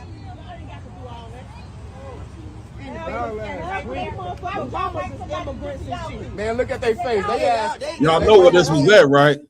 This wasn't too far from the camp spot that we got on Madison Pulaski. You know what I'm saying? Y'all know that little mall area? Yeah, you know what I'm saying? They was for the listeners out here who don't know, they was in the ghetto here. Okay, they was on the west side of Chicago. And listen, they was in the hood. You hear how they talking? They ready to set it up. You understand? It's Officer Yardine's neighborhood right here. They in that mall that if you're not from over there, you go shopping. What? You getting robbed soon as you come. Whatever you buy, man, give me that bag. All that. You just bought us some clothes. Go ahead, I do. If I could, please. You heard the brother in the video. He said, "And y'all in the hood, we should fuck y'all up." So the brothers, they in the right spirit for sure. They saying, okay, these Hispanic brothers and sisters are being terrorized in our land. And we should come to their aid. Hey, that you saying that? Give it up. Damn, you know right. What I'm saying? Let's finish playing the rest of the video. For sure. What the fuck is wrong with them? His ass definitely some type of Hispanic. It's two Mexicans right here, bro. That's clear as day. Y'all good at that, bro. Look, they taking the mama too. No, don't take her from her baby. Don't take her from her baby. I ain't trying to take the mama. Bro, it's y'all Don't crazy. take her from her baby. Bro, y'all ass bogus as hell. Don't take her from her baby.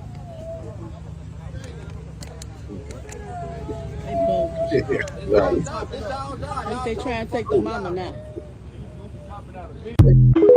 Boy. Yeah, Boy, that shit right there. I'm gonna tell you, it'd be hard for me to watch these ICE tapes. Yeah, calm, you know what I'm saying? I'll be looking at them ICE tapes, brother. Like, man, this shit here is like surreal. It doesn't even seem real that this could be happening. Of course, you know, America always been racist and we always been persecuted. But the way and the fashion that they doing it right now, man, a lot of time I can watch them videos for 2 seconds. I gotta slip past them. You know what I'm saying, sir? Where we at? Where we going next, Lamont? We have another. Go ahead. Go ahead, Kayash. Give it up for Officer Kayash. You know what I'm saying? Anti-ICE, right? That's it. This brother is from the tribe of Gad. The tribe of Gad is the North American Indians. You understand? This brother right here is gonna get us on all the reservations across America. You know what I'm saying? Or he gonna get his rank smacked. Go ahead. No ice. Go ahead, Kaya. So I just want to piggyback off what you said. You know, the government shut down right now. It's a federal shutdown. Right. The U.S. military, the cats overseas ain't getting paid. The ones right now at war, they ain't getting paid. The ones that actually, quote unquote, defending America's borders ain't getting paid. Right. But the ICE agents still getting paid. There's politicians right now not getting paid. Right. They getting paid. ICE agents, that's heavy that you bring it out, which means the persecution of black and brown people is the most important thing in the earth right now. It's more important than even the wars overseas. Right. That's what that means. You know what I'm saying? What we at, Lamont? More videos pertaining to ICE. Please. Raj has the next. Should have the next one coming up. You got the helm. Let's go. Let me just say a small thing. Please get down. It's so heavy what Kaziah brought out earlier. I think he kind of slipped past a little bit of how this is the modern day KKK. Yes, how they sir. hide their faces. Yeah. Like you even looked at that video that you just saw. Yeah. Where all of them got the shiesty mask on, where they had their faces. You don't know who your captor is. Yeah. Or not even that. You don't even know who the captor of your mother, who your captor of your father. These, but I'm gonna tell you who the captors is. These your neighbors. Yeah. These people that go to work with you. A lot of these is Hispanic and black people. You know what I'm saying? That's ICE agents. You see what I'm saying? They got the masks on because they don't want to know. They don't want you to know that they your neighbor. You know what I'm saying? Listen, it's some people, man, that are spineless. You mean they'll do I'm coming to you, Robert. They'll do anything, you know what I'm saying, car for a paycheck. You know what I'm saying? Like, it's gonna take men of integrity to say, man, listen, I don't want no extra couple of G's a month, you know what I'm saying, to separate men and women from their children. You know, some people that do have a heart. You understand? Go ahead, Yardan. What's so heavy about what you bringing out, Go ahead. is the same thing that a drug dealer would say. Mhm. You know what I'm saying? It's the same excuse that they would. Well, I got to feed my family. Right. You know what I'm saying? So I need this couple of extra G's that ICE is paying me. You know what I'm saying? To portray, to betray your whole community. You know what I'm saying? You are a detriment. You are a modern day drug dealer if you're an ICE agent and you're a black, Hispanic, and Native. Damn right. Damn right. Let's get it. Where we at? Come on, bro.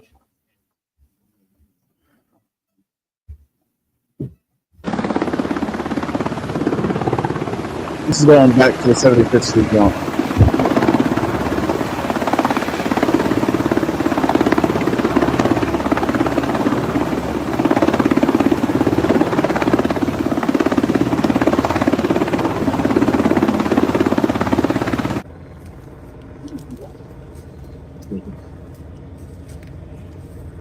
Look at these military rejects. He's like 55 years old. At the very end.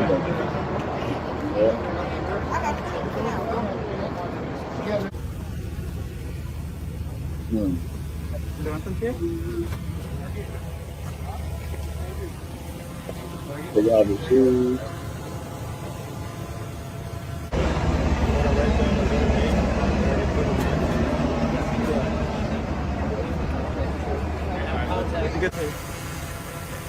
It's basically they just need to keep showing what they're doing. Listen, and see, and here's the thing. They first, if you notice, they first kicked it off by saying, you know what I'm saying, you had to be, it was because you was an illegal immigrant. Right. Now it's switched over to if you got a warrant. Right. Then it's gonna switch over to something else. Right. You get what I'm saying? Like, once again, your leaders have ill prepared you for the enemy. Right. You see what I'm saying? Now all the stuff that we did over the years, all the gang banging and stuff that we did, black and Hispanic people, that didn't caught up to us now. You know what I'm saying? Because not gang bangers, they listen. You gonna see the gang bangers in handcuffs.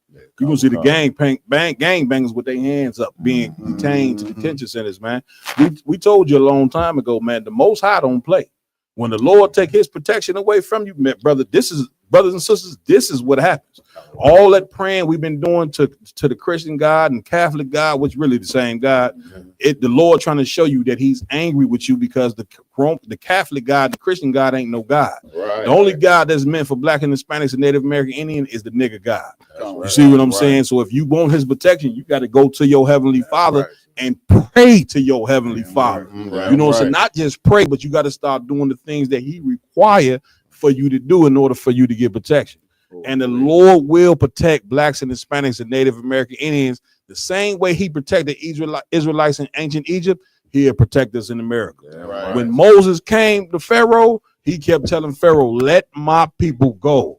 And Pharaoh ain't want to let his people go. So what did the God do? And that's in the Bible, the nigga God.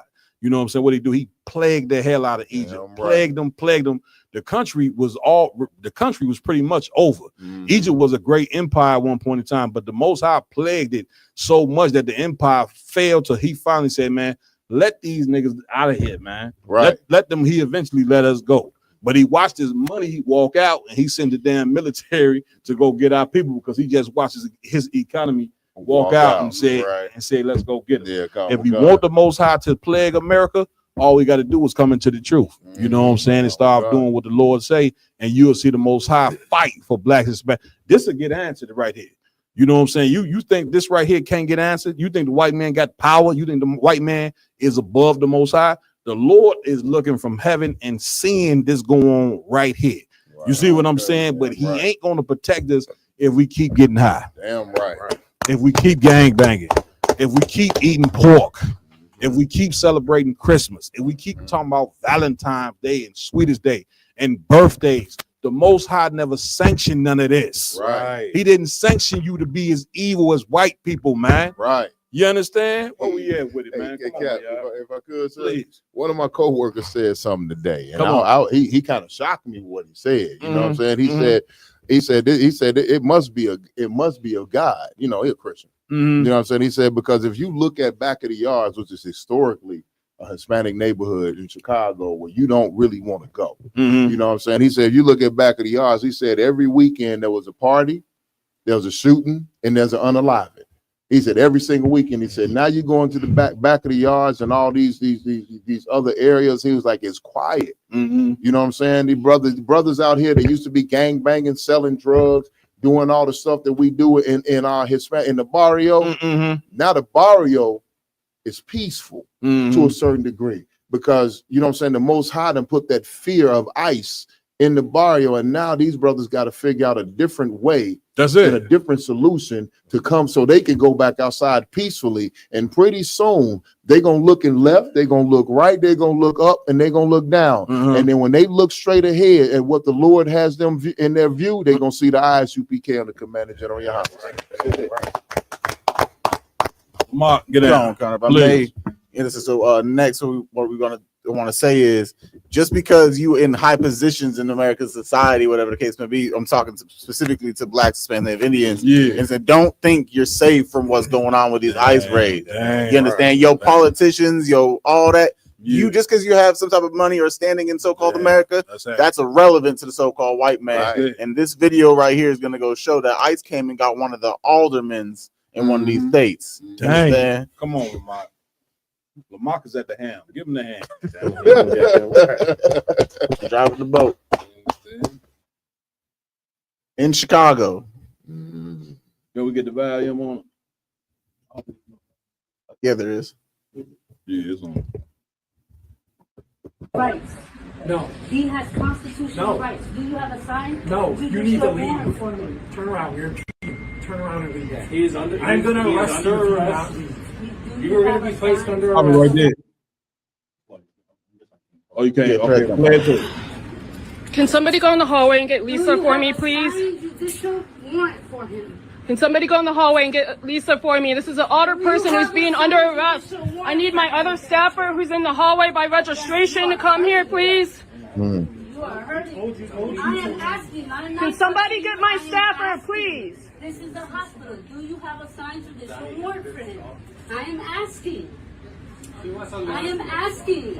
I did not touch you. We told you to leave. I did not touch you. Now you're under arrest for impeding. I did not touch you. I asked you if you had a Is sign Lisa still out there? warrant for him. It is very simple. It is very simple. That man has constitutional rights. I did not touch you. It is a public space. I am not trespassing. I am asking you. Do you have a sign? Let it play forward. I am asking. Do you have a sign to this warrant for him? It is a question, sir. You are an agent. You are a federal agent. We do not need a You are a warrant for federal somebody agent. I am an elected official, and I'm asking. Do you have a signed judicial warrant? I'm the alderman of this. Can you keep recording? I need a call. Hey, if I could, Cap, please. Okay, the sister, she's asking him about a warrant and you got law. Okay, Trump gave these white hillbillies and traitors amongst Black and Hispanic people $50,000 to join. Yeah, right. they don't know nothing about no law. They didn't go to school to be ICE. They didn't, you know what I mean? Right. Learn about the judicial system and what's right and what's wrong. Exactly. They got the ultimate green light to violate you no matter what. At all costs. You know what I'm saying? And we sitting there talking about, do you know code 71589? The white, yeah, he looking at him like, yeah, I know 7-code-89. Get your ass in that bag. Code 7589. Now, once again, this was diabolical. This sister, you know what I'm saying, was a city official. Once they put them cuffs on her, you see she turned docile there. You know what I'm saying? She talking about, I'm asking, you know what I'm saying? Right. Before that, she was demanding, you know what I'm saying? And they didn't want to hear none of that, which goes to show you how Machiavelli was just saying that black people really thought, and Hispanics, we thought we was a part of this country because we became elected officials. You becoming an elected official is pointless to white people, man. You see what I'm saying? I mean, you useless. You know what I'm saying? You seeing that now. All that politic talk, you know what I'm saying? You sit up in a seat with white people, you sit up there with a robe, a lot of you black and brown people got robes on. You know what I'm saying? Acting like you know what I'm saying? The white man showing you he don't give a damn about none of that. Wrong one? Please. This video is so heavy because we pray about this all the time. Yep. It's called Posse Comitatus. Mm-hmm. That's what this is. That's exactly what it is. That's what Exactly what it is. That's exactly what it is. These so-called racist, you know what I'm saying, white supremacist groups been given badges, you know what I'm saying, to persecute black. I'm talking about these cats is straight up racist. Okay, they putting a hand. She like, damn, she said you hurting me, which mean they putting a hand. If you ain't never had no handcuffs on you, then maybe you might not know. You get them metal handcuffs on you, man, you are in hell. You know what I'm saying? But remember now, at one point in time when we was all in slavery, when our ancestors was in slavery, man, they put heavy them handcuffs ain't have nothing on them shackles that used to be around our necks, around our arms and feet. Once again, the Lord said in the Bible, you may forget, but the Lord said he did not forget, you know what I'm saying, on what didn't transpire to you. You wanted to try to put slavery out of your memory, and you can't put slavery up out of your memory. Because even the white man said that if you forget your history, you bound to repeat it. And that's what you seeing take place. Because you want to forget what did happen to you, and not want to address what happened, this is what is taking place. You reliving it all over.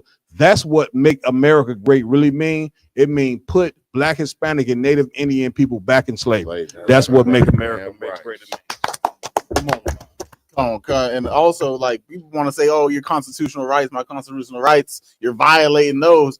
Black people, Hispanic, Native Indians, you've never had them in this country. And no matter from the time you were brought here in chains to 2025, you've never had rights as a citizen in this country. You understand that 3/5 of Man Act in the bill, in the Constitution, is still in standing. That's it. You understand? So you can say this and say that. They don't need to respect any of that. And you see they have not done so since you've been in America. Get out, Mike. If I could, sir, what y'all bringing out is so heavy. And for our brothers that think, oh, I can get into a high position, like you said, a political office, a high position in this country, that was an alderman, an alderwoman, alderperson. In Iowa, they arrested what are they called? Alderperson. You know what I mean? It's a lot. In Iowa, they arrested the superintendent of schools for the whole entire city. The brother was from Guyana. He was a Benjamite. ICE came and arrested him and put him in chains and shackles and shipping him out. You know what I'm saying? And then just this week, Donald Trump said that he finna try to put out an arrest warrant for the mayor, for Brandon, what's his name? Brandon Johnson, the mayor of Chicago, and Governor Pritzker, the governor of Illinois. He talking about putting out an arrest warrant to have him locked up. Man, listen, welcome to Nazi Germany 2.0, black and brown people. We told you this. Soon Donald Trump got in office, we told you, welcome to Hitler and welcome to Nazi Germany 2.0. And if you don't know about Hitler and the Nazis, you probably need to research it and see, you know what I'm saying, just how bad it was, you know what I'm saying, for the fake so-called Jewish people or whatever. Not just the Jewish people, they persecuted everybody in Germany. Black people got persecuted who lived in Germany, the gypsies people who was born with deformities. It didn't even matter. You know what I'm saying? And so America has taken on that same spirit because this is what America is all about. That's right. They see that their country is falling, their empire is going down, and they figure the only way to get their empire back is to take these niggas and put them back in slavery. Because America, that's how America was made great. America wasn't made great from white people being sophisticated geniuses. You know what I'm saying? America was made great by our grandmothers and grandfathers picking cotton. Right. You understand? Building railroad tracks, working, you know what I'm saying, in the steel factories. That's how America was made great. Slavery, free labor. And they figured that, listen, the only way they can ever get their country back, get the economics back to where it needs to be is to put you back in slavery, man. And that's where you're going. You see what I'm saying? What we at with it? We're gonna move on to the next topic, which is probably one of the most controversial things going on social media. It's Stephen Curry and his wife. Oh my God! Yeah, this is. We got 2 videos on her foolishness. To play real quick, if Raj can play the first one. Let's get it. Want kids. I didn't want to get married. I thought I was going to be career girl and that's it. And I had my eyes set on my goals, and I was never the little girl that like dreamt about the wedding dress and all of that. And then it happened so early in my life. Did you talk to Steph about it? He tries to resonate with me, but he just can't. And he also comes from a place of like, it's effing stupid. Like, it's not true. So why? And I'm like, but wait, like, listen to how it makes me feel. And he's like, but why does it make you feel like that? It's not real. After we got married, we found out we were pregnant with our daughters so quickly. I didn't even have time to think about what I wanted anymore. It's so interesting. I spent my entire life trying to work towards something, and then it kind of just disappeared, and I didn't think twice about it. But after my daughter turned 1, I remember there being a shift and being like, I have goals for myself. Like, this doesn't feel right. I love being a mom, but I love doing other things too. And I need to get my shit together and figure out what that looks like for myself now.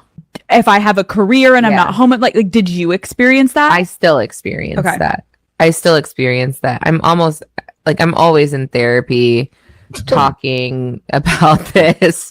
If you lose all of those things that were interesting about you, even for yourself, like even the things that made me feel confident and cool, then what, like, man, listen, let me tell you something. This is an old saying that go, you never try to make a rat a housewife. This is a disgusting piece of vile garbage. I don't know how in the hell Steph Curry, you know what I'm saying, found himself with this piece of trash right here.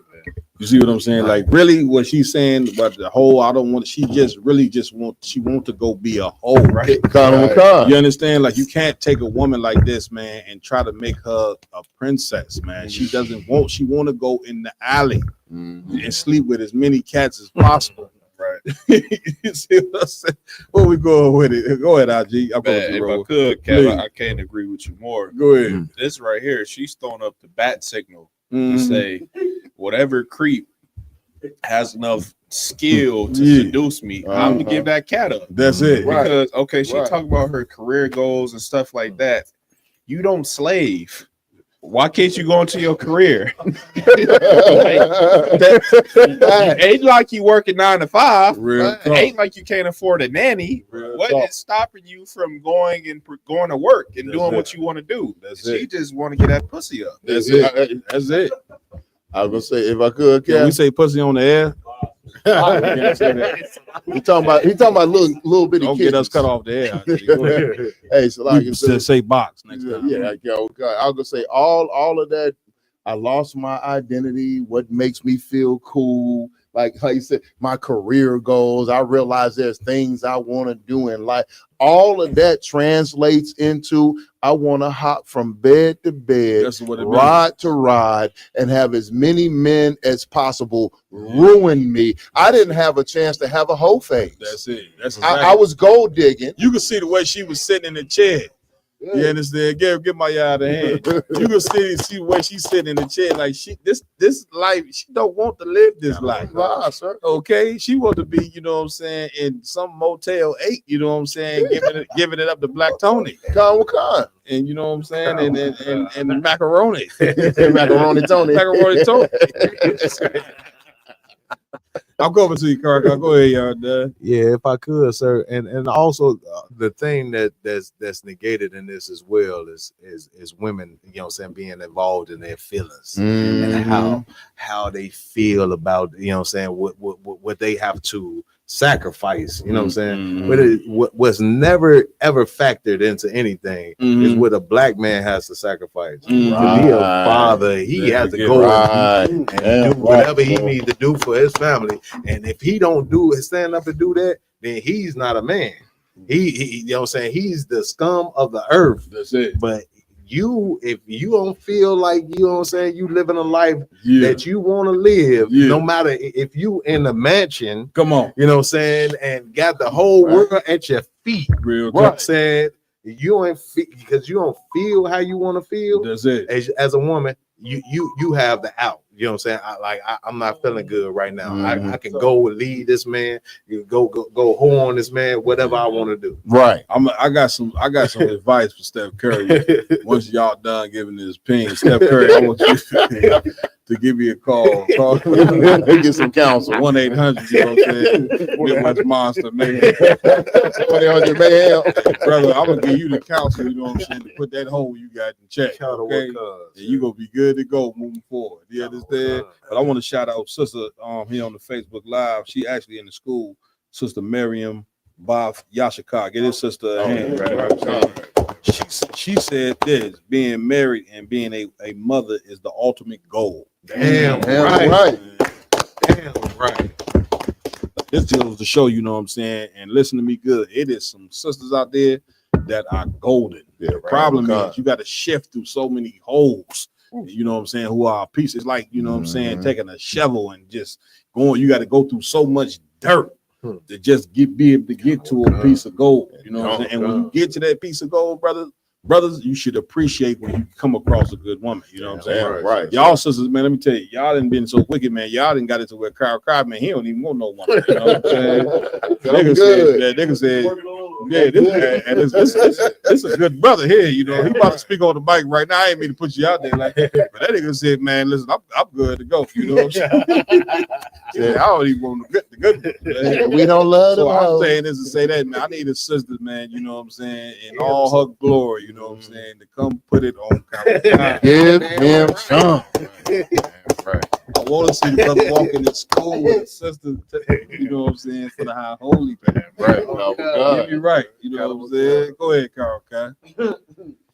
No, so like I said, if I could, this whole thing with Aisha Curry, this shows that a piece of paper in a ring don't change nothing. Damn right. When she got that itch, she got that itch. You know what I'm saying? When you want to change your life and be a sister for real, this the only place to do it. Damn right. You understand what I'm saying? Because if a piece of paper and a ring change things, she wouldn't be on these generic podcasts talking about some, you know, come run through me. That's it. That's all I want to say. Give it up.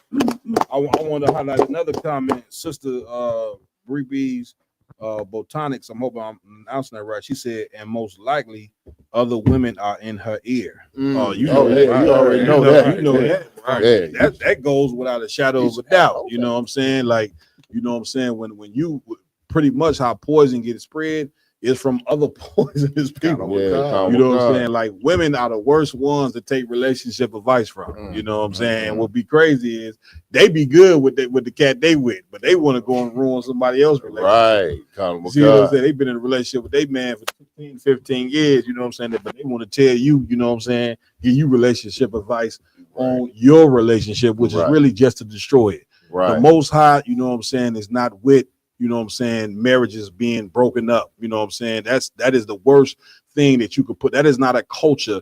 Once again, American culture should not be accepted by blacks, Hispanics, and Native American Indians. Right. You see, American culture don't accept you when ICE come. You know what I'm saying? You ain't a part of American culture then. Right. So you should totally, you know what I'm saying, remove yourself from American culture. And one of the ways to remove yourself from American culture is how you look at marriage, man. Right.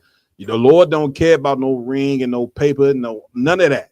Aisha Curry, the way she is, because she is a product of white supremacy. That's man. right. Damn right, She's sir. probably been violated and all that, and she's just really a piece of trash. I don't know how she ended. Not to say that Steph Curry is some morally sound cat, but he seemed humble to me.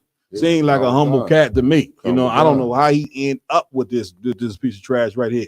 All the money, I'm coming to you, all the money, all the fame, all the awards that this brother got. The one thing that he does not have is what these brothers in this room right here have, and that's wisdom. That's right. You know what I'm saying? I don't pray for money, man.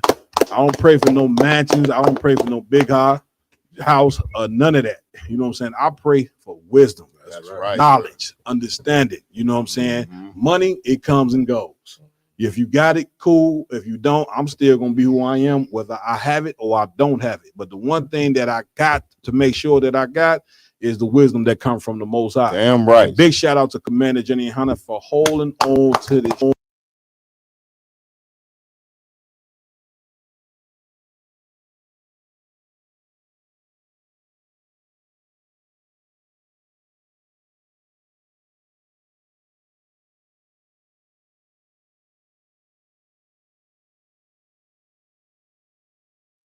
Not by the spirit that's on the woman. Scripture say, try the spirit, man. See how this woman think, man. Before you talking about going to put your penis in something. A lot of you cats, man, putting your penis in a woman and ain't even went to seeing if the doctor ain't even had this to go take a test to see if her body is even healthy. And you want to lay down with something just because your penis get hard. You see what I'm saying? Like you a damn pit bull or something when you a human being. Like what make us be us is the law, statutes, and commandments, and the wisdom that come with following the laws. This wisdom that we got up here can't be found nowhere else but One West. You can't. What we talking right here on this mic right here, you don't hear brothers talking like General Yohana talk, or the General Muhammad, them classes he teaching, or Captain Zariak, the Bally doing, because you can't go anywhere to go get this thing that we got here. This thing we got here, only the Holy Spirit can get us the way we got this right here. You can't go get that. You see, really Hebrew, he thought he had it. Okay, he thought he had a Holy Spirit. The nigga was getting tore up, you know what I'm saying, with a damn pegging kid. His woman tearing him up. They said on the audio, you know what I'm saying, he in there hooping and hollering. Oh, they got you see what I'm saying? Yeah, they got audio. Now it's just a rumor. I don't know. You know what I'm saying? He said he was getting hit with something bigger than what he got. Yeah, he did say that. So, you know what I'm saying? So you know he was more than likely in there hooping and hollering. You know what I'm saying? The difference between us and the truth, you know what I'm saying, is we make our women, she wasn't in there hooping and hollering. Yeah, he did say he was being brutal, Cap. He did say he thought it'd be more gentle. I thought you'd be more gentle. Man, what the hell you in there groaning? You walk past the hotel room, there's a man in there groaning. I said, damn, that's a man groaning like that.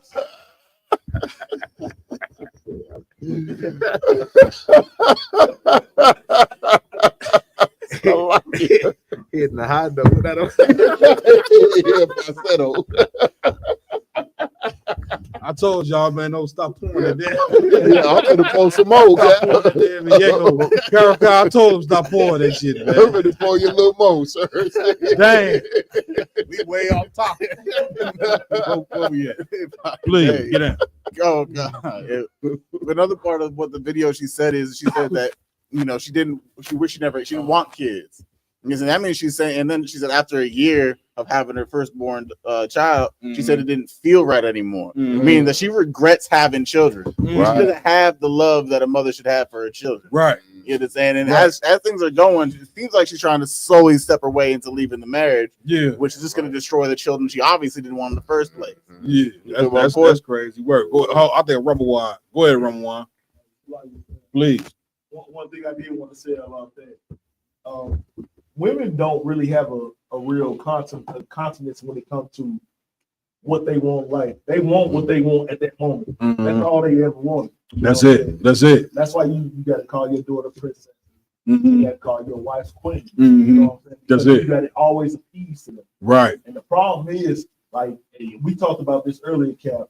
Like, well, you got to actually kind of put your foot down. Not actually kind of. You got gotta to. put your foot That's down. a fact. And That's a tell the fact. woman, hey, you a bitch today. Damn Act right. Like a fucking bitch. That's it. Or you tell your daughter, you will act like a grandma. You know what I'm Yeah. saying? And tell them that, because if you never tell them that, they always gonna feel like that they who they is. That's They like not- any human being, male or female. If you wrong, you gotta be told you wrong. You have to be chastised. You know what I'm saying? Whether you, a lot of people think because you an adult, you above chastising. You see what I'm saying? When if you an adult act like one, you ain't got to worry about being chastised. You want to act like a child though, you gonna get checked like a child. You know what I'm saying? That's why Christ said in the Bible, little children. You know what I'm saying? Because during then we didn't have the knowledge of the truth. You know what I'm saying? The knowledge of the truth, a woman learns how she's supposed to conduct herself.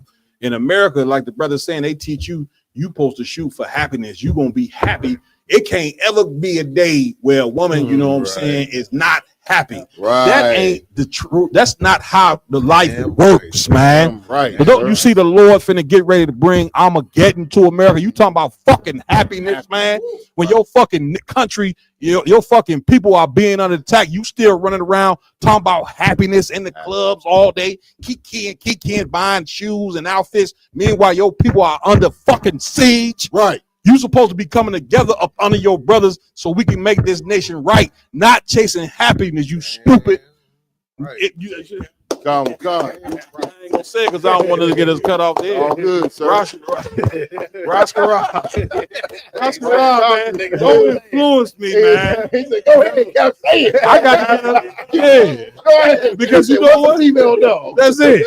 I had to tell y'all don't know a lot of the stuff that I do. Officer Yaradon is behind a lot of this, man.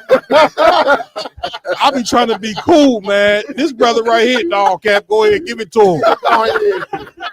And then I'm gonna pull him up. That's it. You know what I'm saying? He put the battery in. I was like, Yaradon. He calm and cool. Damn. Put me out there. You know what I'm saying? this got to stop. Go ahead, If I could, piggyback off you, Cap, like you were saying, the wisdom that we get in the ISBK is just second to none. You know, Commander Johanna taught us about multiple ribs and how to conduct yourself, and you got to tell your broad that you're interested in just more than you. That's it, right, Cap? If I may, I think I'm gonna just take a shot in the dark. Go ahead. I think Steph Curry done got some more box than just Ayesha Curry. I hope he had. Okay, the man is worth hundreds of. He signed what he signed for, like 400 mil. He damn near a billionaire by now. Yeah, come, sir. Like, come on, Steph. This is why I told. Listen, Steph, I'm gonna tell you again. Call 1-800 Midwest Monster Mayhem. I'm gonna give you the counsel that you did. Man, you supposed to have 2, 3, 4 women. Only in the white man's kingdom, he tell you got to be with one woman. So now that means if she's acting like a complete monster, you got to just sit here with this broad while she acting like a complete monster. Right. Not me. You know what I'm saying? You go act like a complete monster if you want to. You're gonna be sitting in that house by yourself. You know what I'm saying? You know what I'm saying? And them goddamn mice that's running across your feet. You know what I'm saying?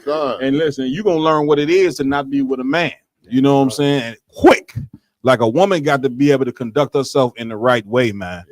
She can't just be, I mean, come on, man. This cat didn't put her in a position in life that so many women want to be in. But it goes to show you and prove that the ways of American culture is flawed. You can give a woman all of these things here. If you not being a man, and Steph is not being a man, because if he was, he'd have been checked this broad a long time. It's obvious she ain't ever been checked. Never. Woo! Ooh, I wish I could just be in Steph Curry's in his brain just one night, and she walked in that house. And Steph She'll be looking like, what in the hell are you possessed with? And I'll be that motherfucker and another thing. You understand?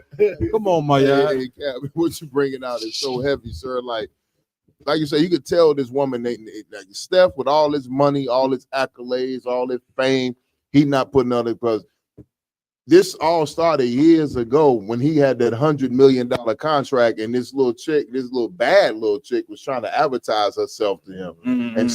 And then Aisha, big old head ass, come up talking about how she don't feel attractive to men no more. Mm-hmm. Don't know. Yeah, I don't want you, shorty. Mm-hmm. You got hundreds of millions of dollars behind you and babies by a well-respected man. You know what I'm saying? Like, don't nobody want you, shorty. Like, she's living out this whole fantasy that will never come to fruition. Mm-hmm. And then, like you said, how Steph ended up with this sister is because he did not have discipline instilled in him, like Commanding General Yohana has instilled that discipline in us, sir. Because if Steph Curry had a 6 month to a year rule, he would probably have not married this.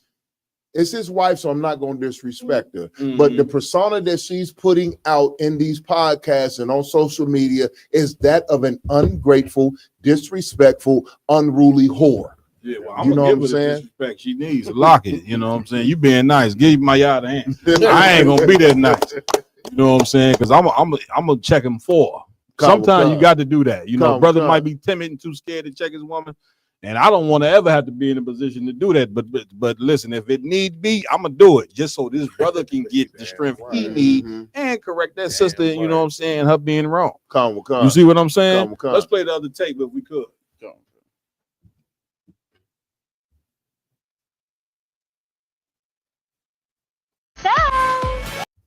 Oh, this the real problem. Oh, wait.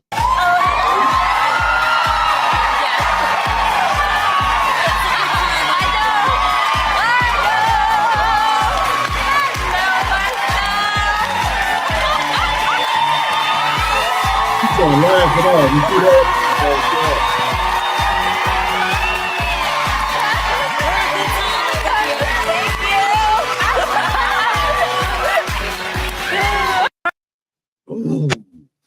Yo, Cap. Get down, I just want to say that this sister is she was taking the ring off because this cat walked out naked. And the other woman had to stop her to taking the ring. Then she tried to laugh it off.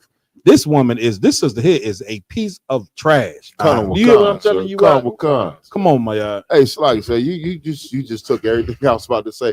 This brother walks out who looked like he might have that bug on him. But you know what I'm saying? She looking at him without the shirt, and she is snatching the wedding ring.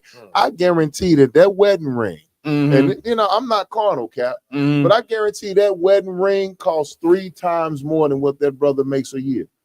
You know what I'm saying? Women always, that goes to show you, like, women always talking about a man making finance. You got to be a provider. You got to have this much. You can make 6 figures before you can't make $50,000. You got to have 6 figures or better to take care of me.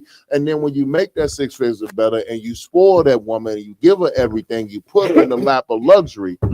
Like you said, Black Tony gonna come up from the bottoms. You know what I'm saying? Who ain't got nothing, who's selling Nick bags, you know what I'm saying, on the block, and he gonna be 10-5 from your wife in your mansion or in your Porsche or in your Lambo while you out here shooting 3-pointers in front of the world being famous. That's it. But y'all were done.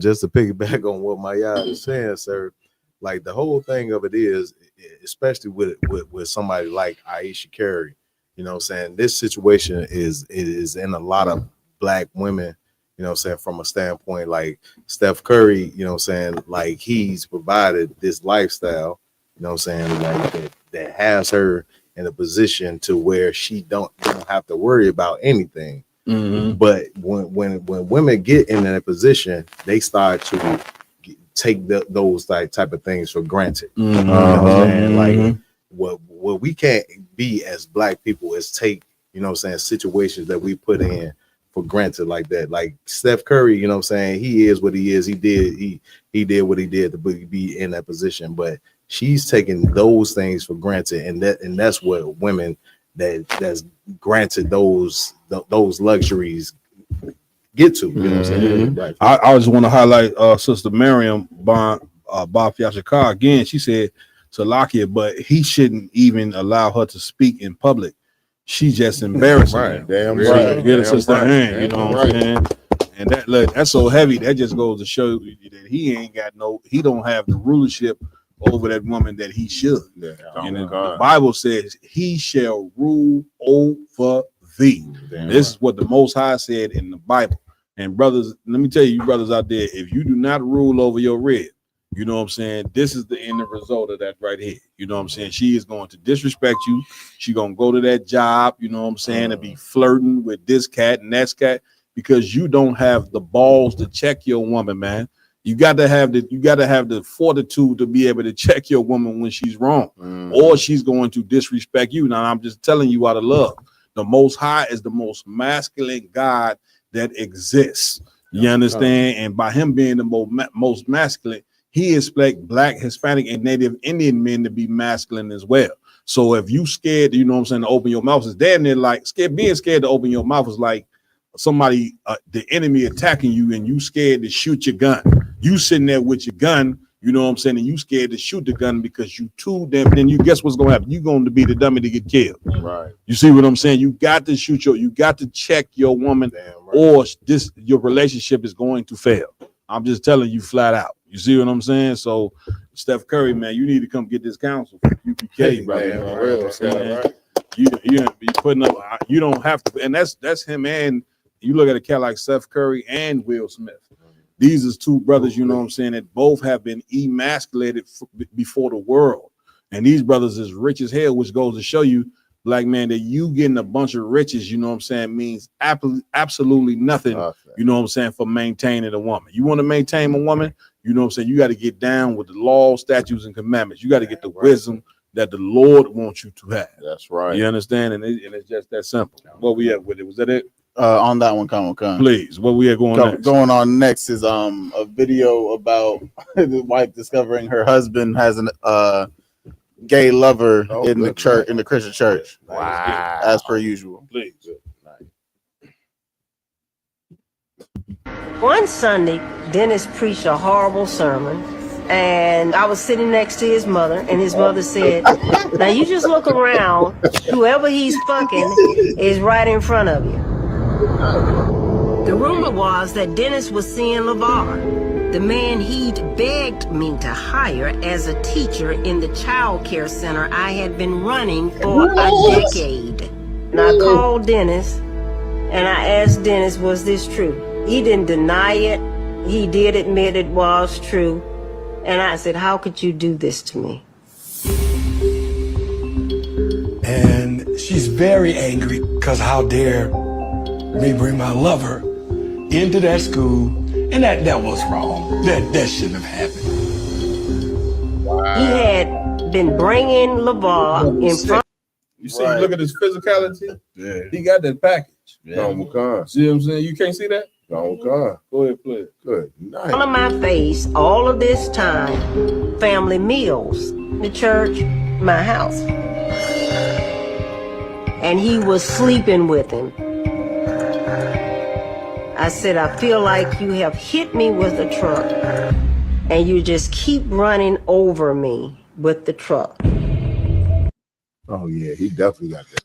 Get down, RG. Man, if I could, please. Like, what do silly women think that you're going to get out of a man that's in the Christian church? Like, what type of product, like what type of man do you think you're going to get from that? They think they're going to get a man of God. What kind? Oh, not God.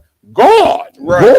God. Now you see us, we got boots, braids, and beards, and we masculine, and we going to put you in check. That's right. You want to pass over that. Yeah. And go get AIDS. That's it. Right. They want to pass over you because you know what I'm saying, might go get another woman. Right. You see what I'm saying? Like they don't like sharing, you know what I'm saying? But they teach their kids to share a sandwich and you know what I'm saying, some cookies and orange.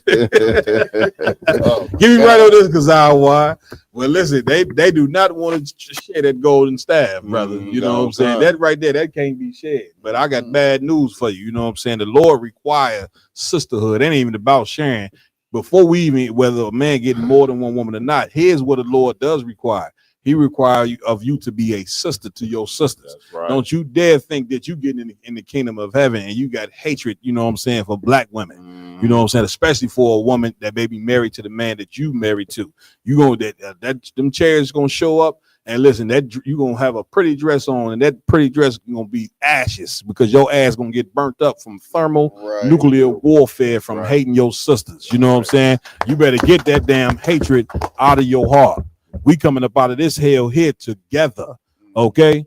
And so this is the prodigal. This is what goes on in the Christian church right here. You see what she said at the beginning of the video? Nice. She said he preached a horrible sermon. She kicked the video off by that. Did y'all catch that? Come on. Go, and if I may, is like you in the Christian church where the belief is God loves everybody. That's right. He allows, the alternative lifestyles. He allows all these different types of way of believing. And then you surprise and you find out your man's taking it by another man. You in the religion that believes it's okay. That's right. So you have no right to be surprised or angry when you catch your husband lying with another husband or vice versa. Well, they say we something, but we don't judge. What's the thing they got? We listen and we don't judge. We listen, but we right. Yeah, that is satanic as hell. Yeah, you know what I'm saying? God. Talking about, we listen, but we don't judge. We don't throw no stones. Ain't nobody throwing no stones. You know what I'm saying? You can tell people when they wrong. The scriptures say that the saints shall judge the world. Are we not worthy to judge the smallest matters? Right. It's all different parts of judgment. The judgment that none of us supposed to be doing is stoning each other for our sin that we have sinned ourselves. But it don't mean that you can't tell a person who's being wicked that they being wicked. Right. You know what I'm saying? Like basically Christianity is just really a religion, and the God that they follow is a God that just has absolutely no rules at all. He ain't got no rules. So like Lamar, y'all is saying, of course, the damn pastor, if you teach him that, he gonna be in there. She said everybody who he was having sex with was sitting in the front row. That was men and women. Now this cat, you look at him real good. This cat is sick. This cat probably got full-blown AIDS, which is what the Lord give a man who sleep with other men. AIDS supposed to show you that homosexuality is wrong, but yet the church is filled with homosexuals. You understand? It's filled with women, you know what I'm saying, who wicked is God, basically who whores. That's what the church is. Whores and homosexuals. And you in there talking about a man of God, the preacher, a man of God, and these men and women in here are God. When it ain't nothing going on in there but basically satanic worship. Right. You understand? Yeah, I'm right, sir. You understand what we at with? Next, we're gonna go into the video of a woman walking in on her husband getting head by another man. Good night. Damn. And crashes out. Damn. Good night. Well, no, I don't think that shows the nakedness. No, I don't show no. It don't even show the act. Yeah.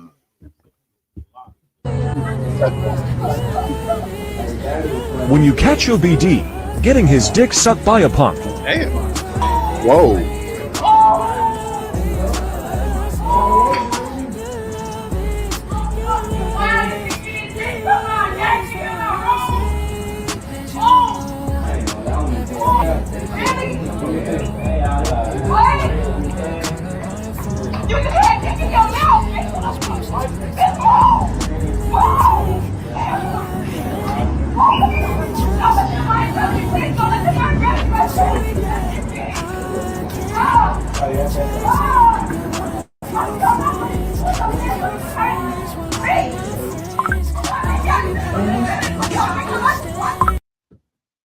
Crazy. Woo. Good night. She said you just had D in your mouth. Come back, brothers don't even want to address this, y'all. Go ahead, Awalon. Come on, please, man. Cat, we say it all the time.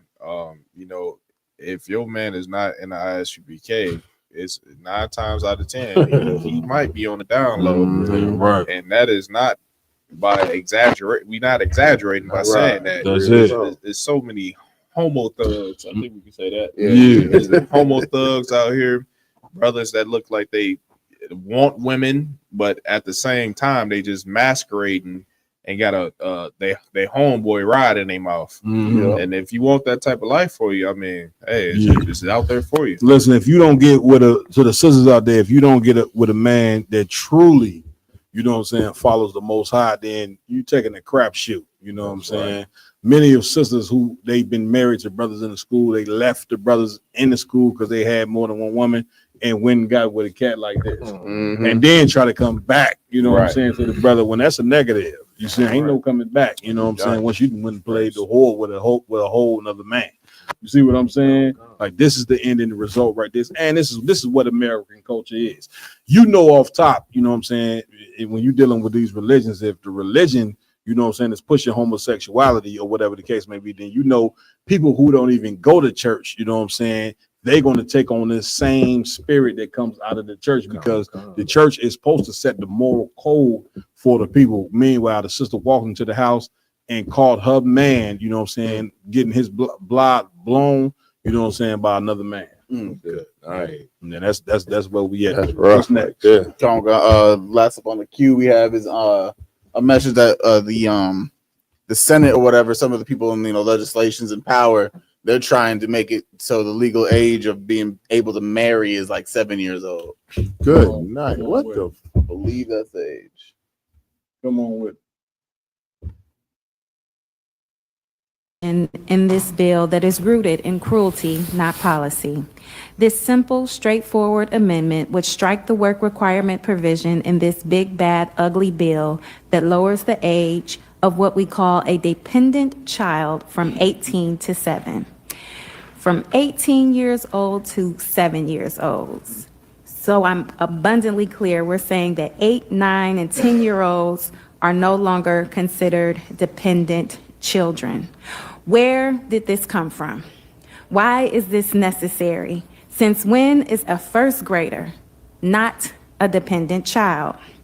Preventing families with children as young as 7 from losing food assistance, that is what we're debating here.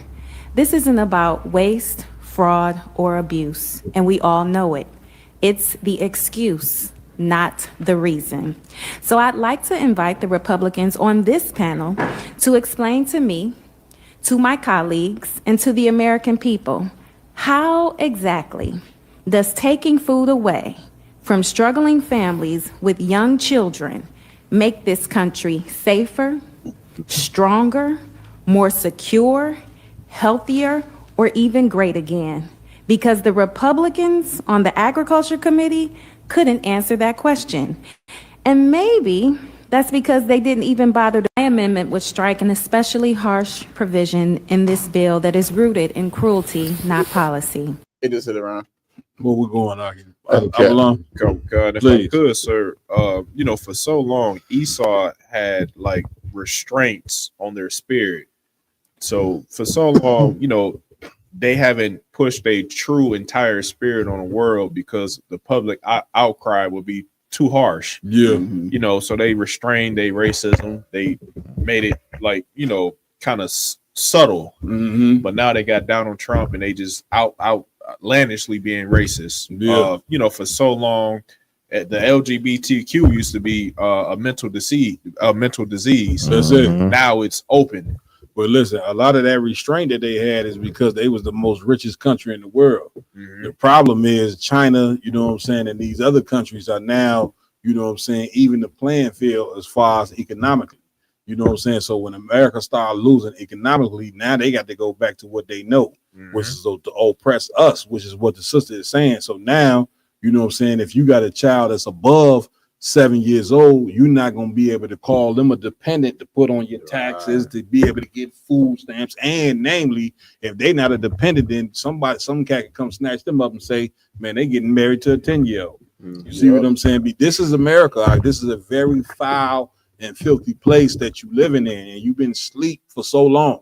You know what I'm saying? That now they in white people, they in full satanic, you know what I'm saying, mode at this point. You know what I'm saying? The Lord is trying to show you every day that it's time for us to get our head right. Come on, my guy. Like sir, this just follows in line and suit with, I think about 2 weeks ago, Senator Ted Cruz, you know what I'm saying, who's a very popular senator on the Senate. He was giving this elongated speech about what Americans need to do and how to, you know what I'm saying, deal with things. And then the last thing he said, he's talking about MAGA and the ice race and all that stuff. And he was giving one of the speeches where you get to nodding your head and agreeing with him. And then he said, well, why don't y'all need to stop attacking pedophiles? He said, why don't we stop attacking pedophiles? That's it. You know what I'm saying? He talked about all this equality and all this other crap, but his main topic was to stop attacking pedophiles. They have been trying to push this law into place since Obama legalized LGBTQ alternative lifestyle marriages. You know what I'm saying? The whole purpose was everybody's favorite fake black president legalized alternative lifestyle marriages was to push the narrative of pedophiles, because once they said that these people can get married and they're born this way, pedophiles immediately came out and said, hey, I was born this way also. I need rights. I need to be protected. You know, I can't help that I love a 7-year-old.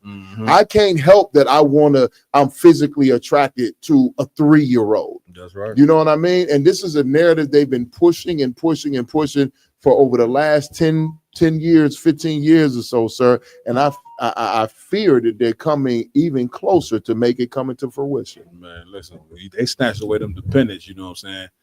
That people gonna suffer. You know, your food stamps gonna get cut because if you got kids over 6 years old, you know what I'm saying, you're not gonna be getting the money for that, man. Welcome to hell. Come with God. You know what I'm saying? You better hope that Christian God that you've been praying to, you know what I'm saying, that Jesus, right, white Jesus that you've been praying to, see if he gonna come down and save you from white supremacy. I think not. Nah, white Jesus, you know what I'm saying, sits in the chief seat of white supremacy. Dummy.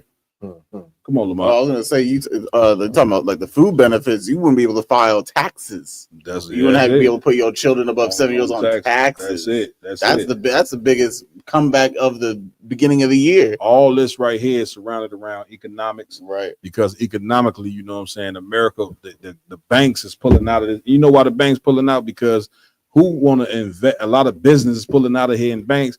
Who in the hell want to invest in the country, you know what I'm saying, who is sending a military to oppress the very citizens who live in the country? Right. You see what I'm saying? Like, why in the hell would you want to invest in businesses in a place that's in turmoil like that? You see what I'm saying? It's like, this is where we at, man. So, man, I want to give it up, man. All my hosts, man, give yourselves a hand. Been one hell of a show. You know what I'm saying? Another podcast in the game. I'm gonna pass it over to Officer Lamont for announcements. Come on, sir. Of course, go like, follow, share all Roundtable of Truth from the university, social medias out there. We will be tomorrow. Chicago will be downtown Michigan Ave in the Sanford Camp, 1 p.m. until. Come check us out at the Mag Mile. As well, on Monday, we will be having the closing of the Feast of Tabernacles.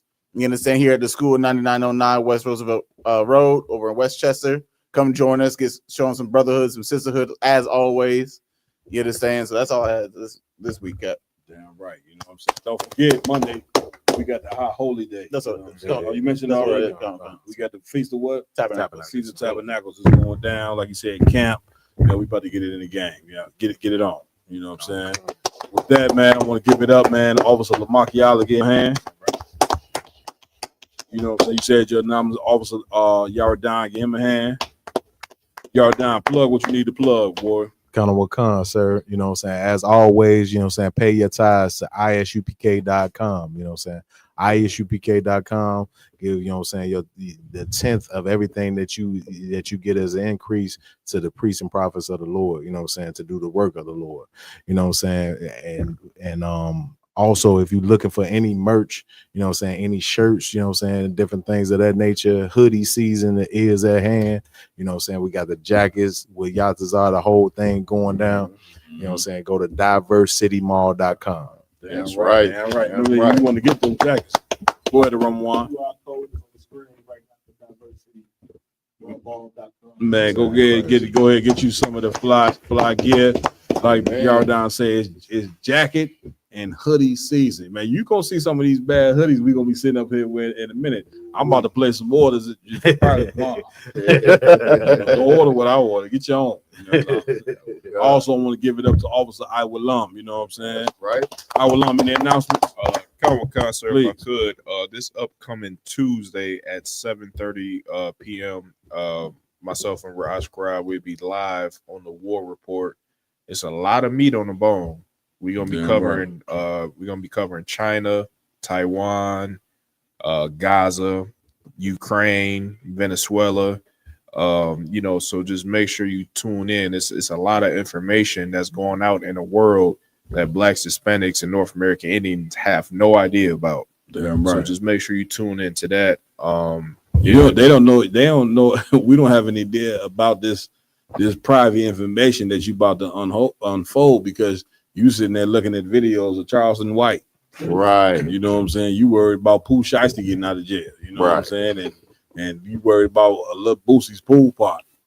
Good night. Meanwhile, serious things is going on in the earth, and you worried about Cardi B and what's going on with her and Offset. This is what you are worried about here. You worried about, you know what I'm saying, who won the game between the Cincinnati Bengals and the Cleveland Browns. Good night. Bombs is about to get dropped all over the goddamn earth. You know what I'm saying? This is where your mind is at right here. Entertainment. That's exactly how the white man wants you to be. You know what I'm saying? So I just wanted to say that. Go ahead, IG. No, that was it, sir. Give it up. You know what I'm saying? Also want to give it up to Officer Mayad. Any announcements? Hey, Comic Con, if I could, sir. Please. You know what I'm saying? Go to isupk.com, you know what I'm saying, and find the local school in your area and then tune in every Saturday for the Sabbath service. You know what I'm saying? Where we go over the scriptures from Genesis to Revelation. We read the ancient Hebrew along with the English translation and give you a proper breakdown so you can understand your history, your language, where we came from, and how not to repeat the same mistakes. Damn right. I want one last announcement.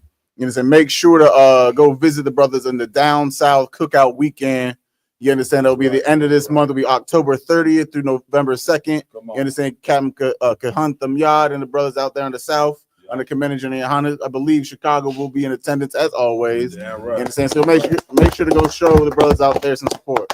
Yes, right. We will. Go ahead, my. And one last thing, sir, if I could, on Monday will be the closing of the feast. He mentioned it already. Oh, he did? Ain't no sweat. You know what I'm saying? So just go ahead, Officer. I want to give it up to my technical team, Officer Roman, Officer Oscar Rob, and Officer Kazai Wan in the building. Right. I am Captain Malquad under Commander Jenny Hanna. We out. Shalom. Right.